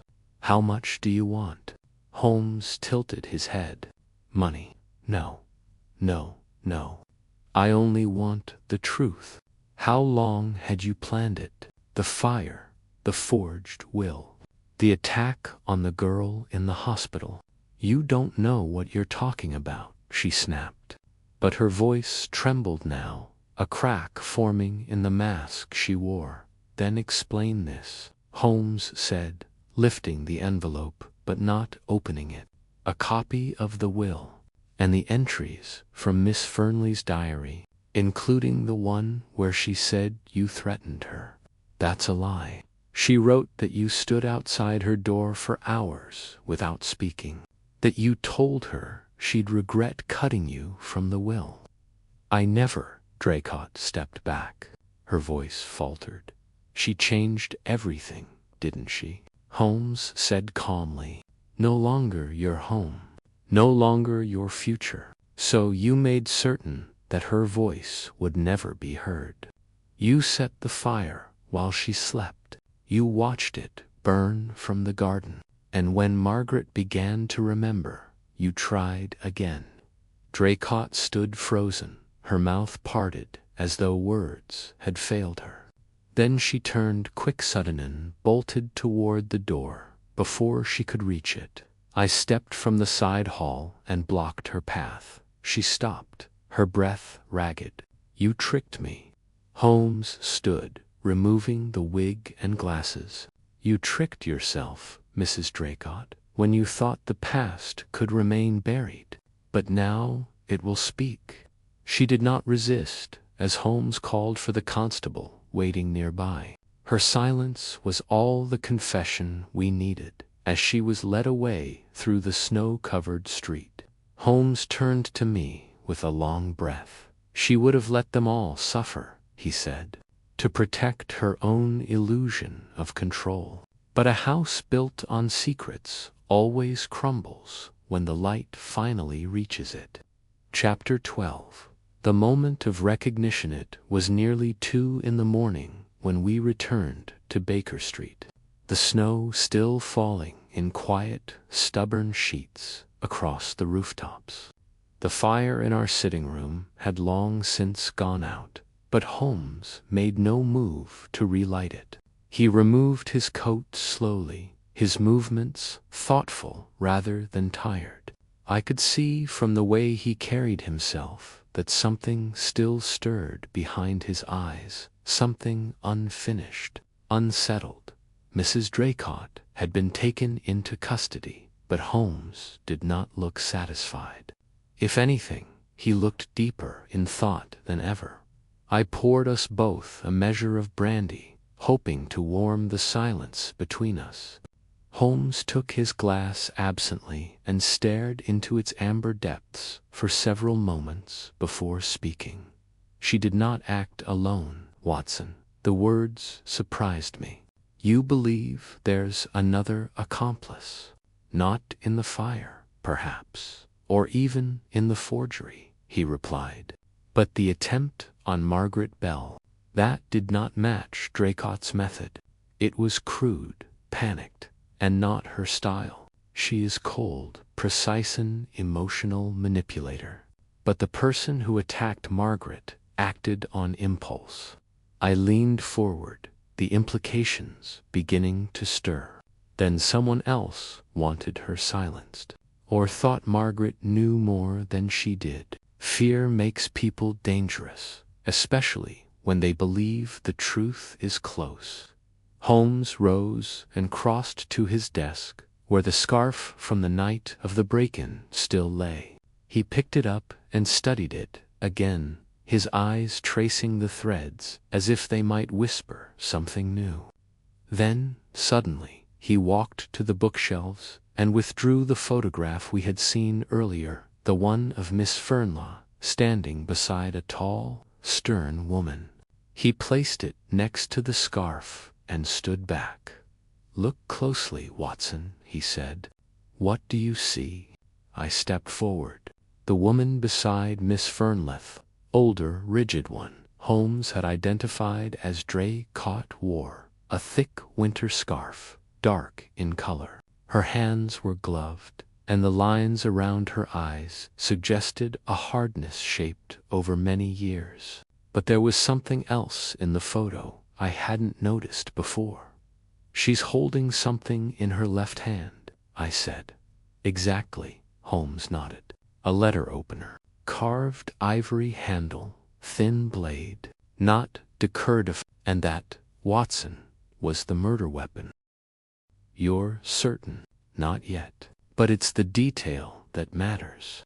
A small object in a portrait may seem trivial, but it reveals what a person considers important. That letter opener was personal to her.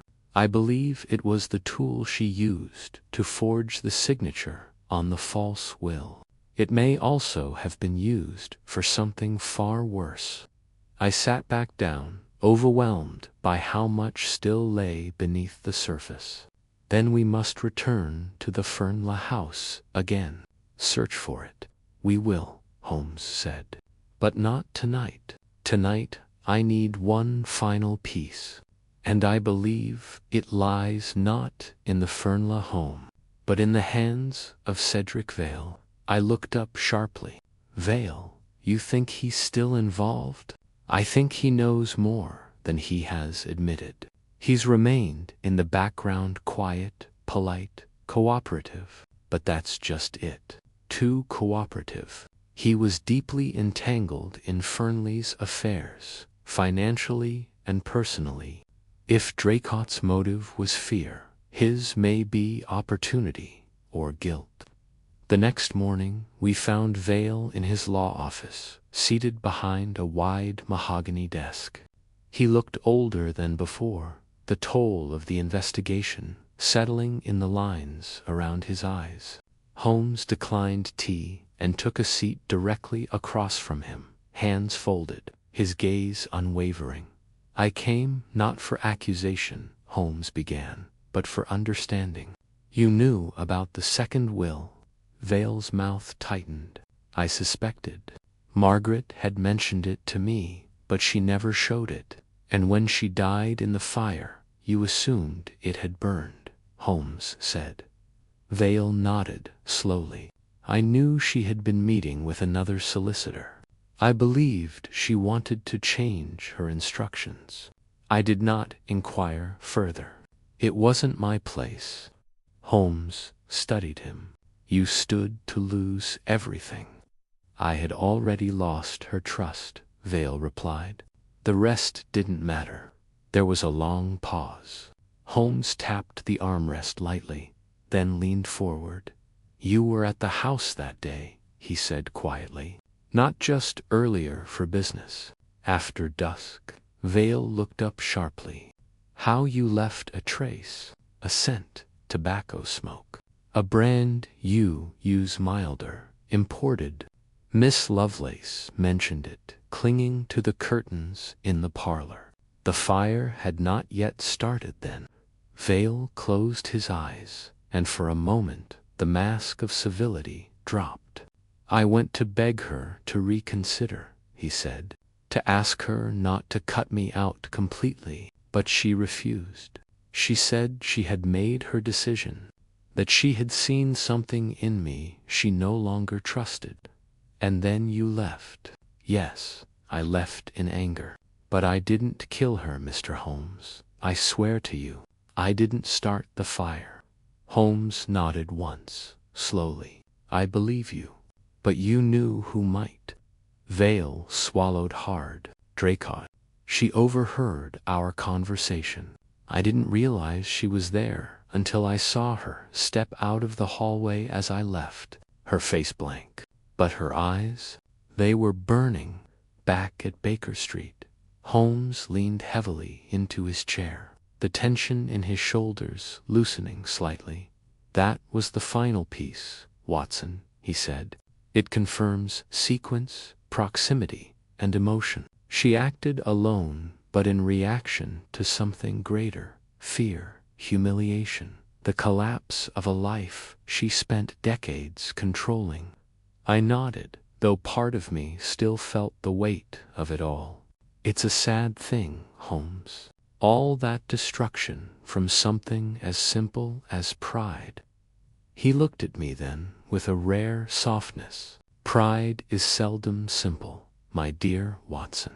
It's the most complex lie we tell ourselves." Chapter 13. The final attempt to escape the snow had not yet melted when the telegram arrived. It was just past noon, and Holmes was at his desk examining the ashes retrieved from the Fernley fireplace, sifting them with the aid of a magnifying lens. I had barely opened the curtains when the knock came, and moments later Mrs. Hudson brought in the yellow slip, her face lined with concern. Holmes took it, read it once, then again with narrowed eyes, and handed it to me wordlessly. The message was short, and its tone urgent. "Prisoner escaped in transit. Draycott missing. Last seen at Charing Cross. Alert Scotland Yard immediately." The implications settled in like frost. Holmes stood, his expression calm, though I could tell by the way he reached for his coat that his mind had already leaped several steps ahead. Within minutes, we were in a hansom cab heading toward the heart of London, the wheels slipping slightly on the slushy cobblestones as we rode through the gray afternoon. "She tried to run," Holmes said flatly. "Not abroad. She hasn't the resources or time. But she'll vanish into the parts of the city that know how to hide people like her. Boarding houses, second-hand clinics, the underbellies of charity homes. And she will be desperate." I watched the streets pass, the crowd thickening as we approached the station. "Do you think someone helped her escape?" "Not directly," Holmes replied, "but someone turned their back at the right moment. Draycott has always relied on her presence, her ability to become invisible while standing in plain sight. It is a gift and a curse. She believes she can still control the story. But she forgets now we know the ending." We arrived at Charing Cross and met with Inspector Gregson near the outer gates. He was flushed and flustered, holding his hat in one hand and a crumpled notebook in the other.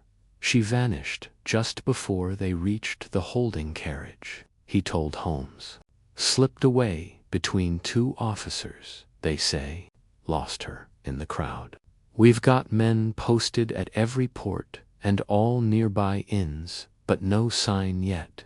Holmes listened carefully, his gaze scanning the thick press of pedestrians along the walkways. He asked for a list of surrounding buildings and checked each name as if they held a code only he could decipher. "She won't go far," he said. "She needs to collect something first, something she cannot leave behind." "What would that be?" I asked. "The original will," Holmes said, "or a piece of it. She knows we suspect it survived. Even if she destroyed the main document, she would not risk the possibility that a duplicate or even a scrap could reappear." Gregson blinked. "And where would she have hidden it?" "Not at Fernley," Holmes said. "Too risky, too obvious. No, it would be someplace personal, a place linked to her past, a place she trusts." We followed him back into the cab, this time heading toward a part of London even I rarely ventured The older eastern districts, where charity homes and orphanages stood crumbling behind iron gates and soot-streaked walls, Holmes seemed to navigate by instinct, directing the driver left and right through the maze of narrow lanes until we reached a squat, gray building with a rusted sign, St. Winifred's Home for Girls. She worked here, Holmes murmured.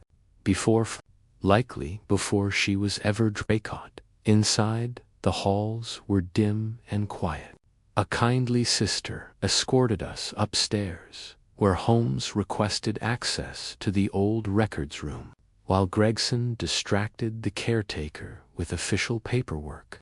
Holmes and I slipped into the back corridor, where a row of dusty storage lockers stood beside an abandoned cloakroom.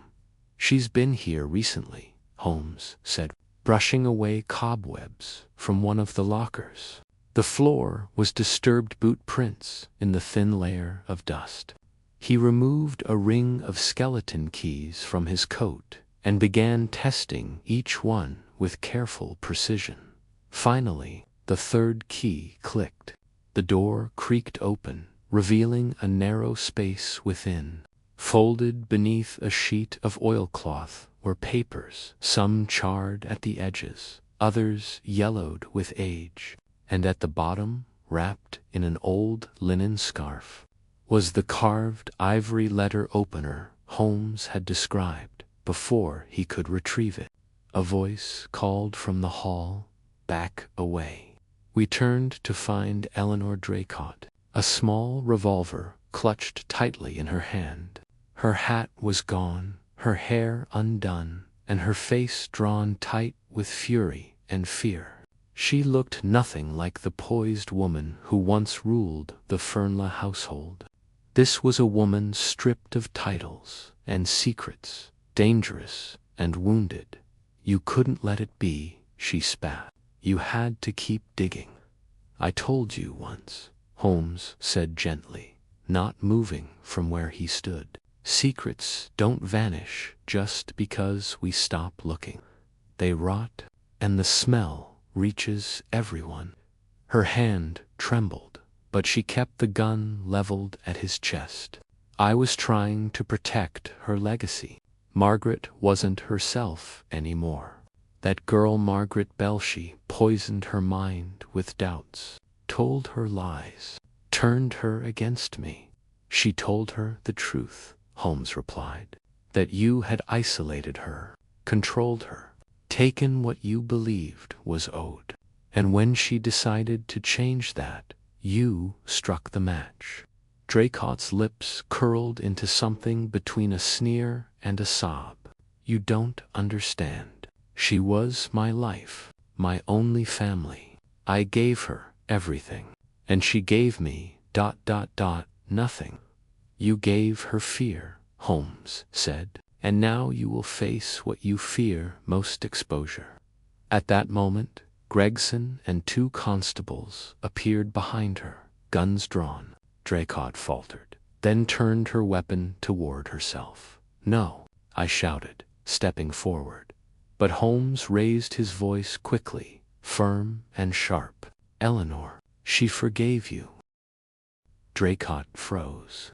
Her eyes widened. "She wrote it," Holmes said softly, "in the real will, that she understood you were sick with loneliness, that you needed help. She left instructions for your care." The silence stretched. The gun slipped from her hand, clattering to the floor. She sank to her knees, her shoulders shaking. Gregson moved forward to take her into custody. Holmes stepped back and exhaled long and deep. "It's over," I said quietly. Holmes looked at the scarf, the letter opener, and the singed parchment. "No, Watson. Now it begins." Chapter 14. Holmes closes in. The final clue revealed the snow had thinned by the following morning, though the streets remained slick and pale beneath the half-melted layer. Holmes stood at the window of our sitting room, unmoving, watching as a milk cart rattled past. He had barely spoken since our return from St. Winifred's the night before. Though Draycott had been taken into custody and the fragments of the will recovered, a restlessness clung to him still.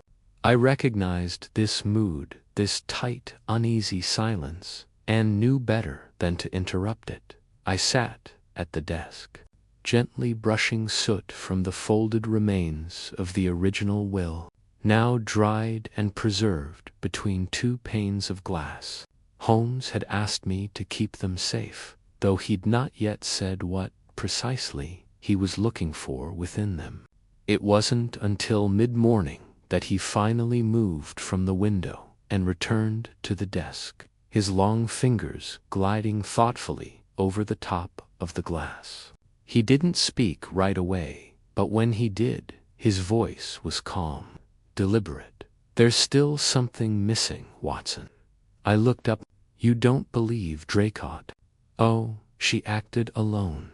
Yes, when she set the fire, when she rifled through Margaret's belongings, when she forged the will and left the house that night.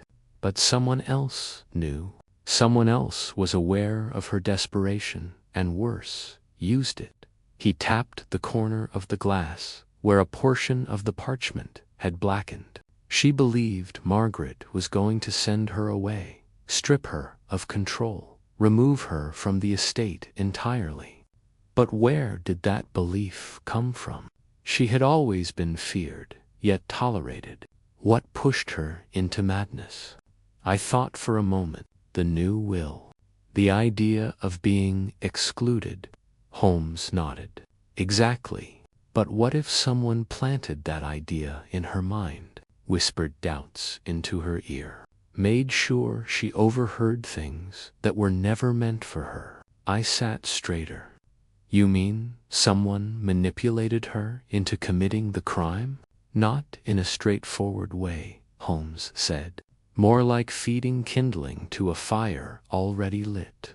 I believe Cedric Vale knew exactly what he was doing, and I intend to prove it." Before I could ask how, Holmes was already pulling his coat from the hook. We took a cab directly to Vale's office, where the solicitor met us with his usual politeness. Yet this time, Holmes did not sit or greet him in the customary way. He walked past him and began inspecting the room, his eyes flitting across the bookshelves, the writing desk, the coat rack. Vale seemed uneasy. "May I ask the reason for this sudden visit, Mr. Holmes?" "I'm looking," Holmes said evenly, "for something you may have forgotten to hide." Vale's composure faltered for just a second. "I assure you, there's nothing here that concerns you." Holmes turned and fixed him with that unblinking gaze that always seemed to dig beneath skin. "Mr. Vale, you saw the contents of Miss Fernley's diary before it was destroyed.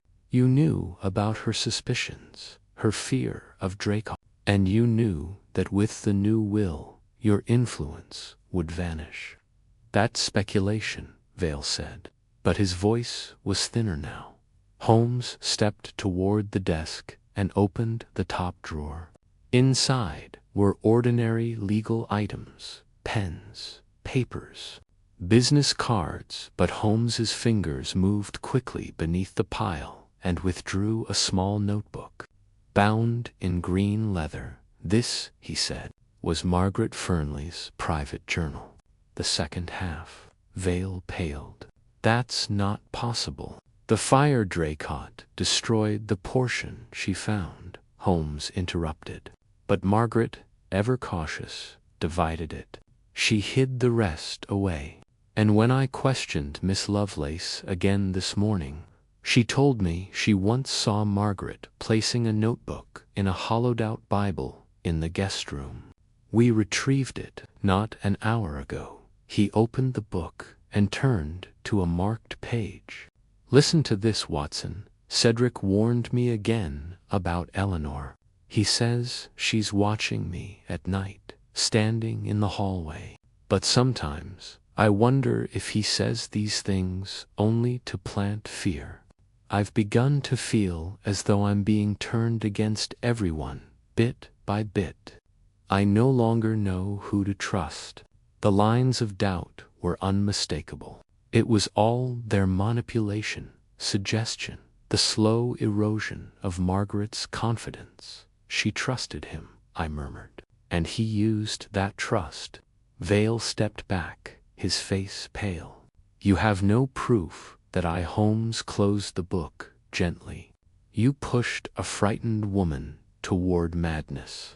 You gave Draycott the spark, then stood back and let her burn the house down. You never lifted a hand yourself, and perhaps you thought that made you innocent.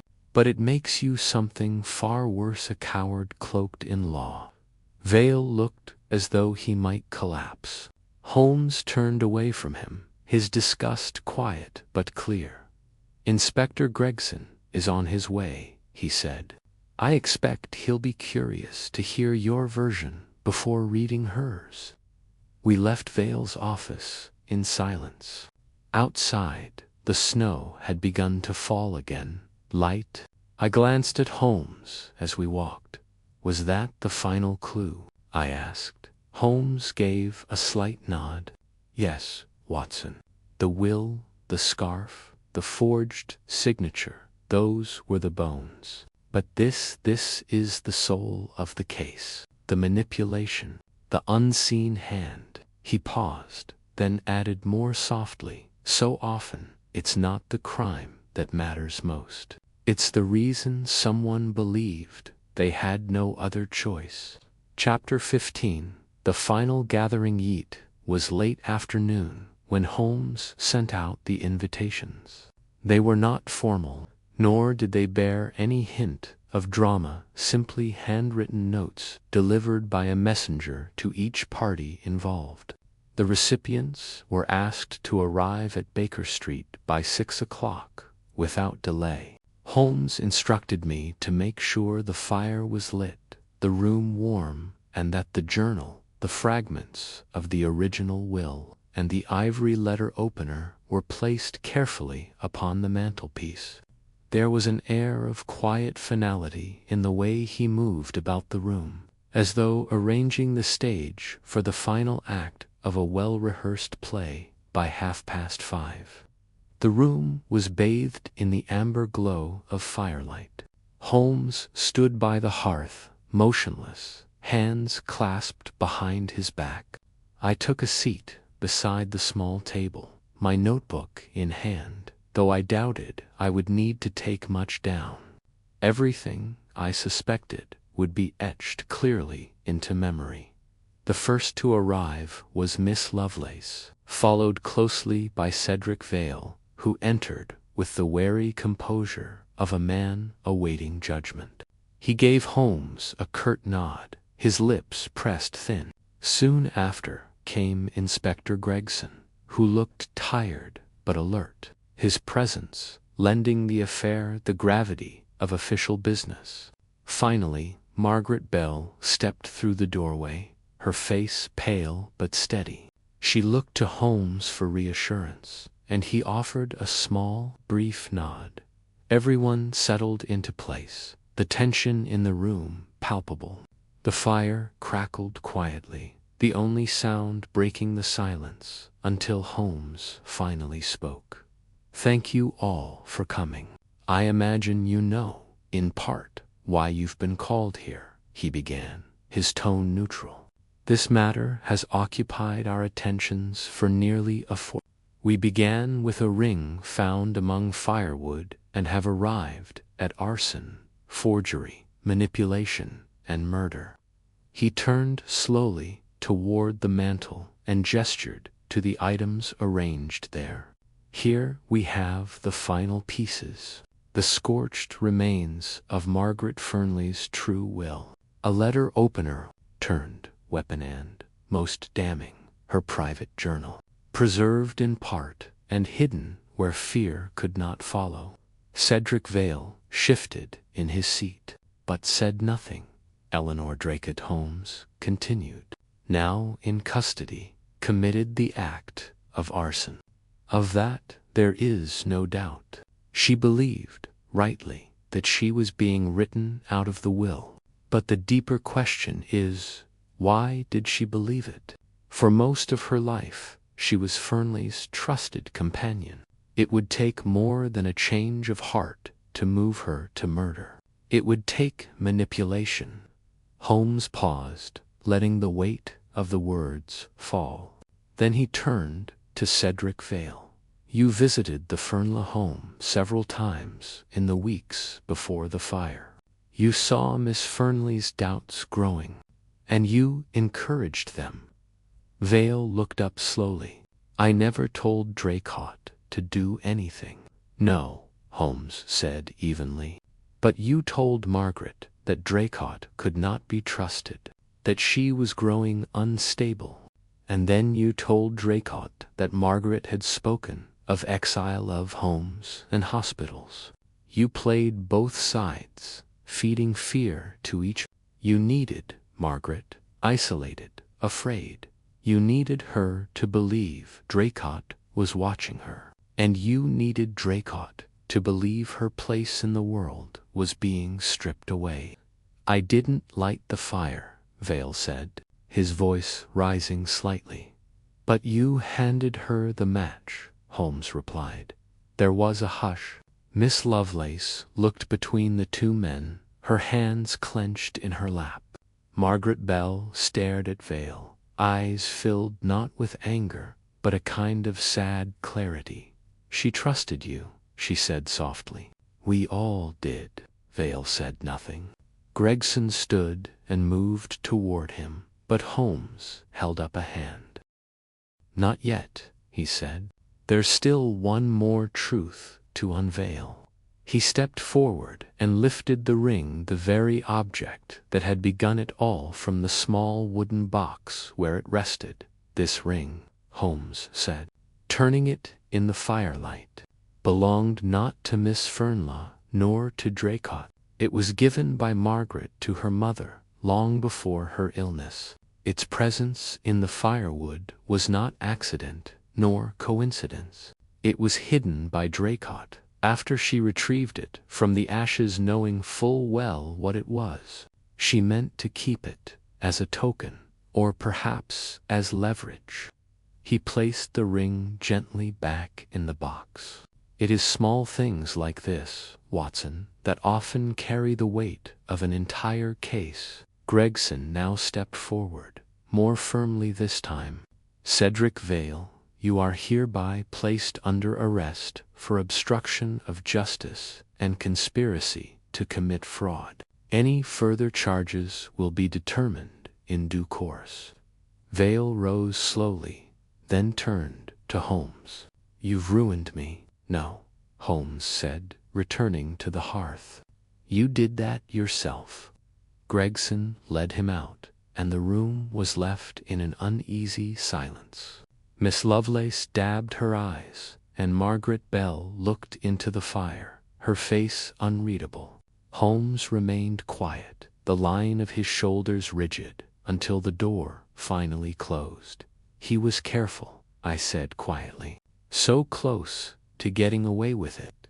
He underestimated the mind of a frightened woman, Holmes replied, and the resolve of one seeking the truth.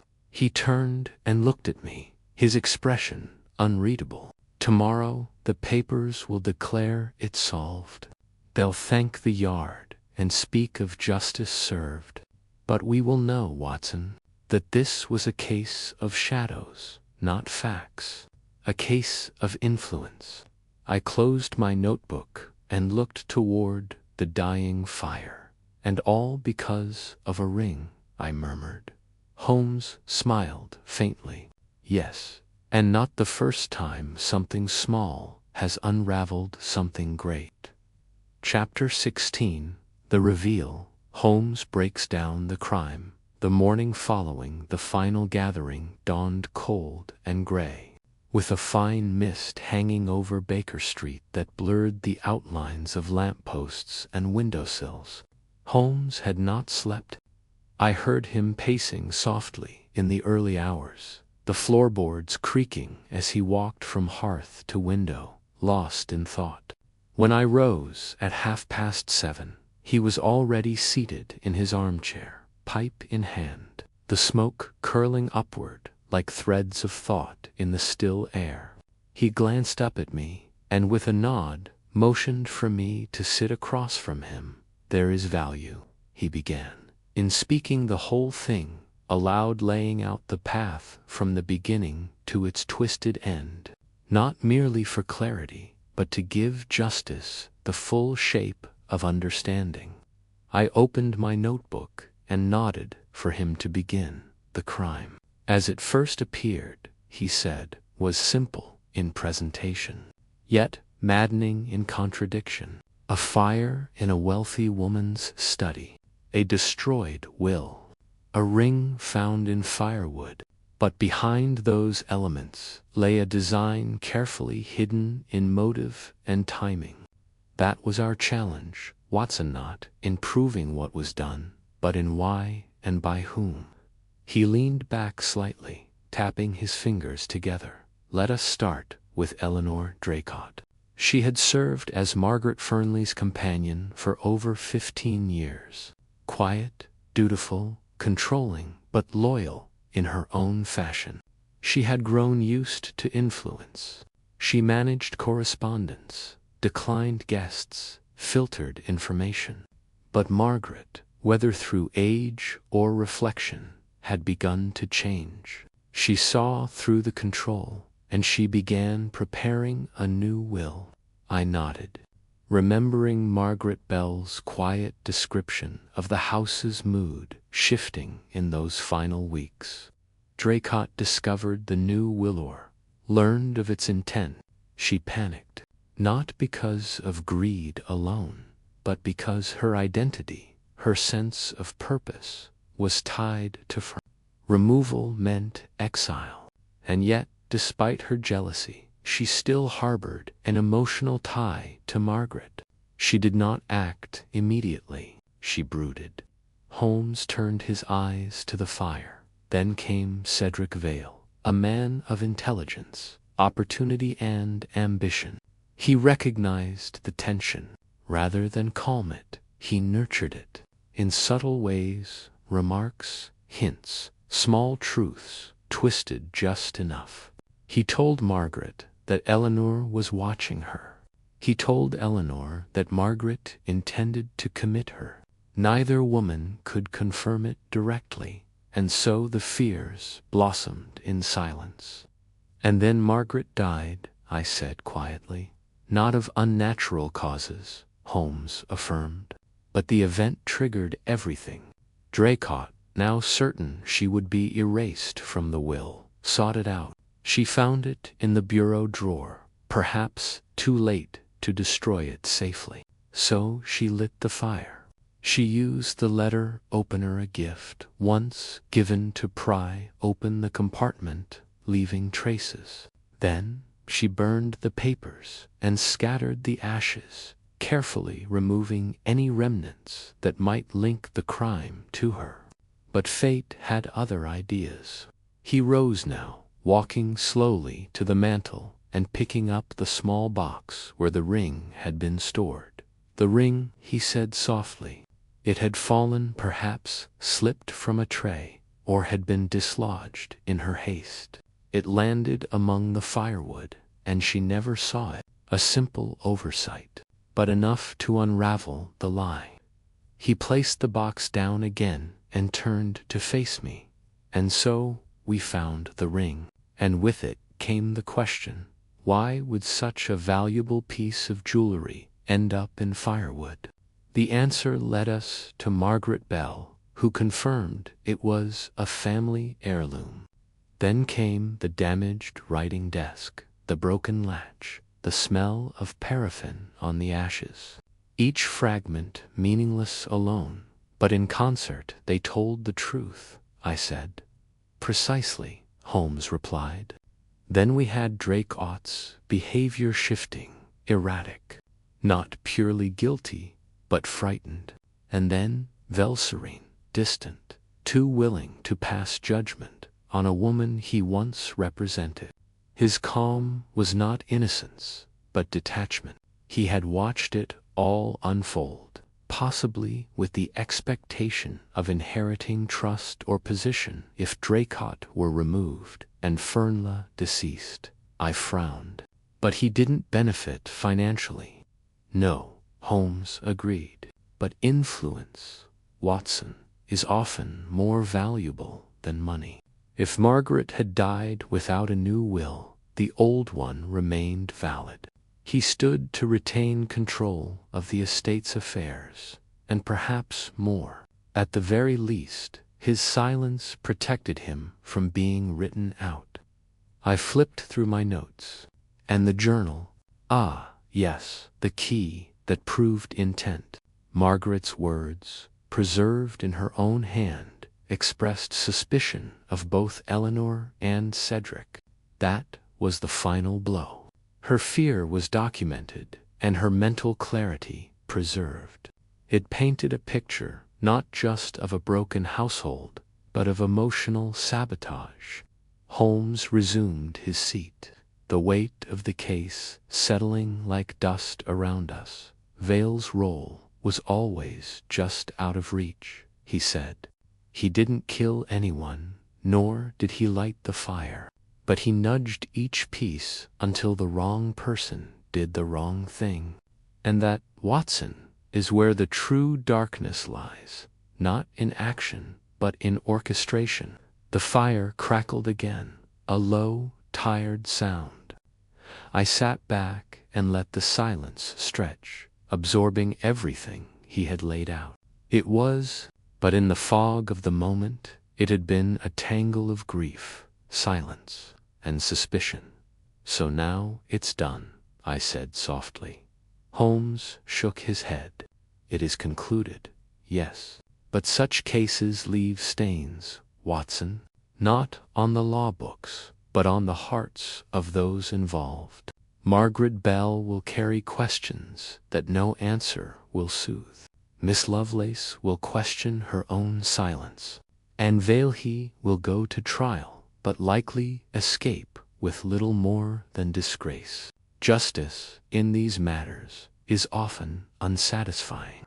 I looked at the mantel, at the objects that had once been pieces of someone's life, now reduced to evidence. And what of the ring? I asked. Holmes glanced toward it. It shall return to Margaret Bell. She is, after all, the last rightful heir. I nodded, then closed my notebook. The case had been solved, but its echoes remained. Like the final notes of a song lingering in the air, long after the instrument falls. Silent Dot, Chapter 17. Outcome and Justice Though. Trial of Eleanor Draycott and Cedric Vale drew public attention far beyond the sleepy corner of Surrey where the crime had been born. Newspapers across London ran headlines packed with words like greed, betrayal, and arson, though few, if any, grasped the full, quiet intricacies of the affair. As always, Scotland Yard presented a simplified version of events, praising the rapid action of Inspector Gregson and his team. Holmes, of course, was barely mentioned, save for a passing line in the evening news that referred to an independent consulting agent. I showed it to him over breakfast, but he merely glanced at it and pushed it aside. The satisfaction, he said, without looking up from his eggs, lies in the unraveling, not the recognition. Drake, though clearly unraveled by guilt and the weight of her conscience, remained composed throughout her hearings. Her confession, though not full, was enough to confirm the sequence of events as Holmes had laid them out. She admitted to finding the revised will, to fearing what it meant, and to setting the fire in a desperate attempt to preserve her place in the only life she had known. But even in confession, there was confusion. She spoke of voices whispering in the house, of being watched. The court declared her mentally unfit to stand trial, and she was committed to an institution outside Chelmsford. It was a quiet ending to a life once steeped in rigid order. Cedric Velez's case, however, proved far more divisive. There was no physical evidence linking him to the crime, no forged documents, no financial benefit, no confession, but the journal. Margaret Fernley's carefully worded reflections told another story. It showed his manipulation, his subtle stoking of fear, and his cold use of emotional power. Still, manipulation is a difficult charge to prove in court. He was ultimately disbarred and fined, his name dragged through the newspapers. His practice dismantled piece by piece by the public's disdain. Some called it justice, others called it a polite escape. Margaret Bell took the stand with quiet strength. Her voice was calm, though there were moments where her hands trembled. She spoke of her mother's decline, of the strange silence that had filled the Fernley home in the final weeks, and of the ring, the one clue that had brought everything into motion. When she returned to the estate, it was as its sole inheritor. I saw her once more, a week after the proceedings, when she visited Baker Street to thank Holmes. She brought no gift, no payment, only a small envelope and a quiet expression of peace. "This was my mother's," she said, placing it in Holmes' hand. "She would have wanted you to have it." Holmes opened the envelope after she left. Inside was a folded sheet of paper from Margaret Fernley's journal, a single page that had escaped the fire. In her handwriting, it read, "If something happens to me, I hope the truth finds its way, not for revenge, but for understanding." Holmes said nothing, but he placed the page gently into the drawer of his desk, beside other relics of cases long closed. 4 days after, life returned slowly to its usual rhythm. Holmes resumed his violin playing in the evenings, and I busied myself with patience once more. The flat filled again with the familiar sounds of footsteps, distant conversations, and the occasional impatient thump from Mrs. Hudson when Holmes refused meals too long. But even as we resumed the ordinary, the echoes of the Fernley case lingered. There had been no murder, no grand conspiracy, only a sequence of small fears, misjudged silences, and quiet ambitions twisted into tragedy.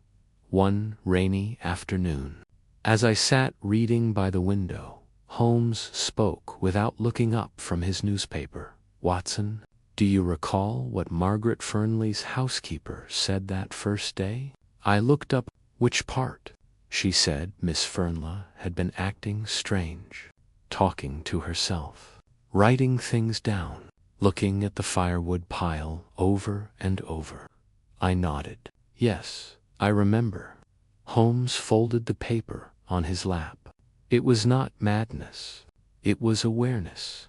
She knew someone meant her harm, but rather than accuse, she tried to protect herself the only way she knew, by writing it down, by hiding the truth in plain sight. And in the end, it worked. I glanced toward the firewood basket beside the hearth, and the ring. Holmes gave a faint smile. That, Watson, was the fire's one honest mistake, a moment of fate. Without it, we might never have found our way to the truth. The room was silent for a while. Outside, the rain continued, soft and unbroken. Holmes rose, moved to the fire, and placed another log on the embers. The flames caught quickly, dancing up the wood in crackling gold. He stood, watching it for a moment, then turned back toward his chair. "There is something tragic," he said, in how often a case rests not on violence, but on silence. How many lives might have been spared grief had they spoken sooner? I considered this, but had they spoken, perhaps there would have been no mystery, no need for deduction. Holmes looked at me, his eyes thoughtful but distant. Perhaps, he said. But then, Watson, I would gladly trade mystery for peace. Chapter 18. Holmes' final reflection. It was 2 weeks after the trial that the Fernley case finally began to fade from public memory.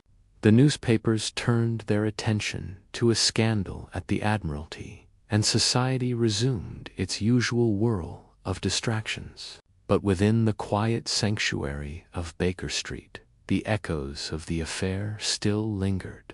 It was not the scandal, nor the crime, that clung to the air. It was the stillness left behind. As I sat opposite Holmes one quiet evening, with the fire dwindling and the London fog brushing against the window panes, I couldn't help but reflect on how different this case had felt from others. There had been no gunshots, no bodies in alleyways, only a slow, suffocating tension that built and broke in silence. Holmes sat motionless in his armchair, eyes closed, the fingertips of both hands pressed lightly together in thought. His pipe, for once, had gone cold. When he finally opened his eyes, they bore none of the triumph I had seen after his more celebrated cases. Instead, there was a kind of wariness and knowledge that some victories come at too high a cost. "You're troubled," I said quietly.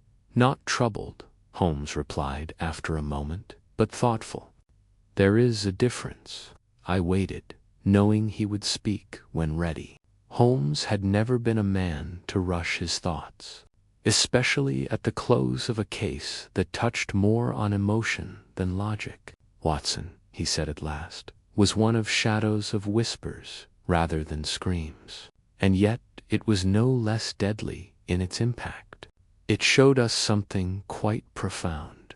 He rose slowly, walking to the window and peering into the darkened street below.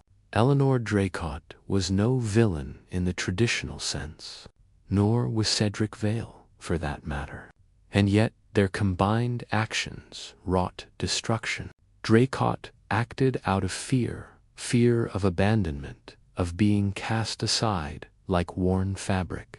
Vale acted out of ambition. He never lifted a finger, but every word he spoke was a nudge toward chaos. I joined him at the window. The lamps outside cast long yellow glows on the cobbled street, blurred at the edges by mist. A hansom cab rattled by, its driver hunched against the rain. "Do you believe Vale intended for Fernley to die?" I asked. Holmes considered this. "No," he said. "But he certainly understood what might happen if he allowed paranoia to fester. He created the stage and stepped back, knowing the players would act according to their fears." I nodded slowly. "You said once that the most dangerous criminal is not the one who kills, but the one who allows others to do it for him." "Indeed," Holmes said, "and this case proves it. Intent does not always wear the face of violence. Sometimes it wears a smile, a kind word, a whispered doubt." We returned to the hearth. Holmes sat again and reached for the small drawer of his desk. From it he withdrew the single page Margaret Bell had left behind, the fragment of her mother's journal. He read the words silently once more, then laid the page carefully on the table between us. "If something happens to me, I hope the truth finds its way, not for revenge, but for understanding. There is a rare clarity in that," he said quietly, "a kind of courage." She knew something was coming. She didn't try to stop it directly. She simply hoped the truth would outlast it. And it did, I said. Holmes inclined his head. Yes, but not without cost. He fell silent again, and for a time we sat listening to the fire. The case had concluded, yet its moral resonance still pulsed in the quiet. "Will you write it, Watson?" he asked suddenly. I looked up. Of course. I already have the notes. I was only waiting for your consent. "You have it," he said, "though I doubt it will make for thrilling reading. No masked figure in the night. No code to be broken. Only people afraid and misled. That, because fear and misdirection are far more common in life than masked men and footprints in the snow." Holmes gave a soft smile. "Then write it well, my friend. Spare the melodrama. Let the truth speak in quiet tones." He stood once more and moved to the window. The fog had begun to lift slightly, revealing the silhouettes of the buildings across the way. From somewhere down the street, the faint sound of a violin being practiced drifted up through the mist, hesitant, uncertain notes, as if the player were still searching for the right key. Holmes listened for a moment, then turned back toward the fire. "It is strange," he said, "how often we solve a mystery only to feel less certain afterward. I know the facts, the timeline, the evidence, but some part of me still wonders what might have happened had one person spoken just a day earlier, or if Margaret Fernley had lived 1 week more." I closed my notebook. "Perhaps we were never meant to know the what-ifs, Holmes. Only what was, and what we did with it." He regarded me quietly for a long moment, then nodded. "You're right, Watson. As always, your wisdom is grounded where mine is speculative." He picked up his cold pipe, tapped it thoughtfully against the edge of the hearth, then set it aside once more. The case of the ring in the firewood was done, but it would not leave us easily. Its lesson lingered in the silent places between words and in the trust that should never have been betrayed. Later that night, as the fire burned down to faint embers and Holmes finally drifted to sleep in his chair, I penned the closing lines to my account. Not all crimes end in blood. Some leave behind no scar but silence and a single ring, fallen where it should never have been, speaking truths that no witness ever dared to say aloud.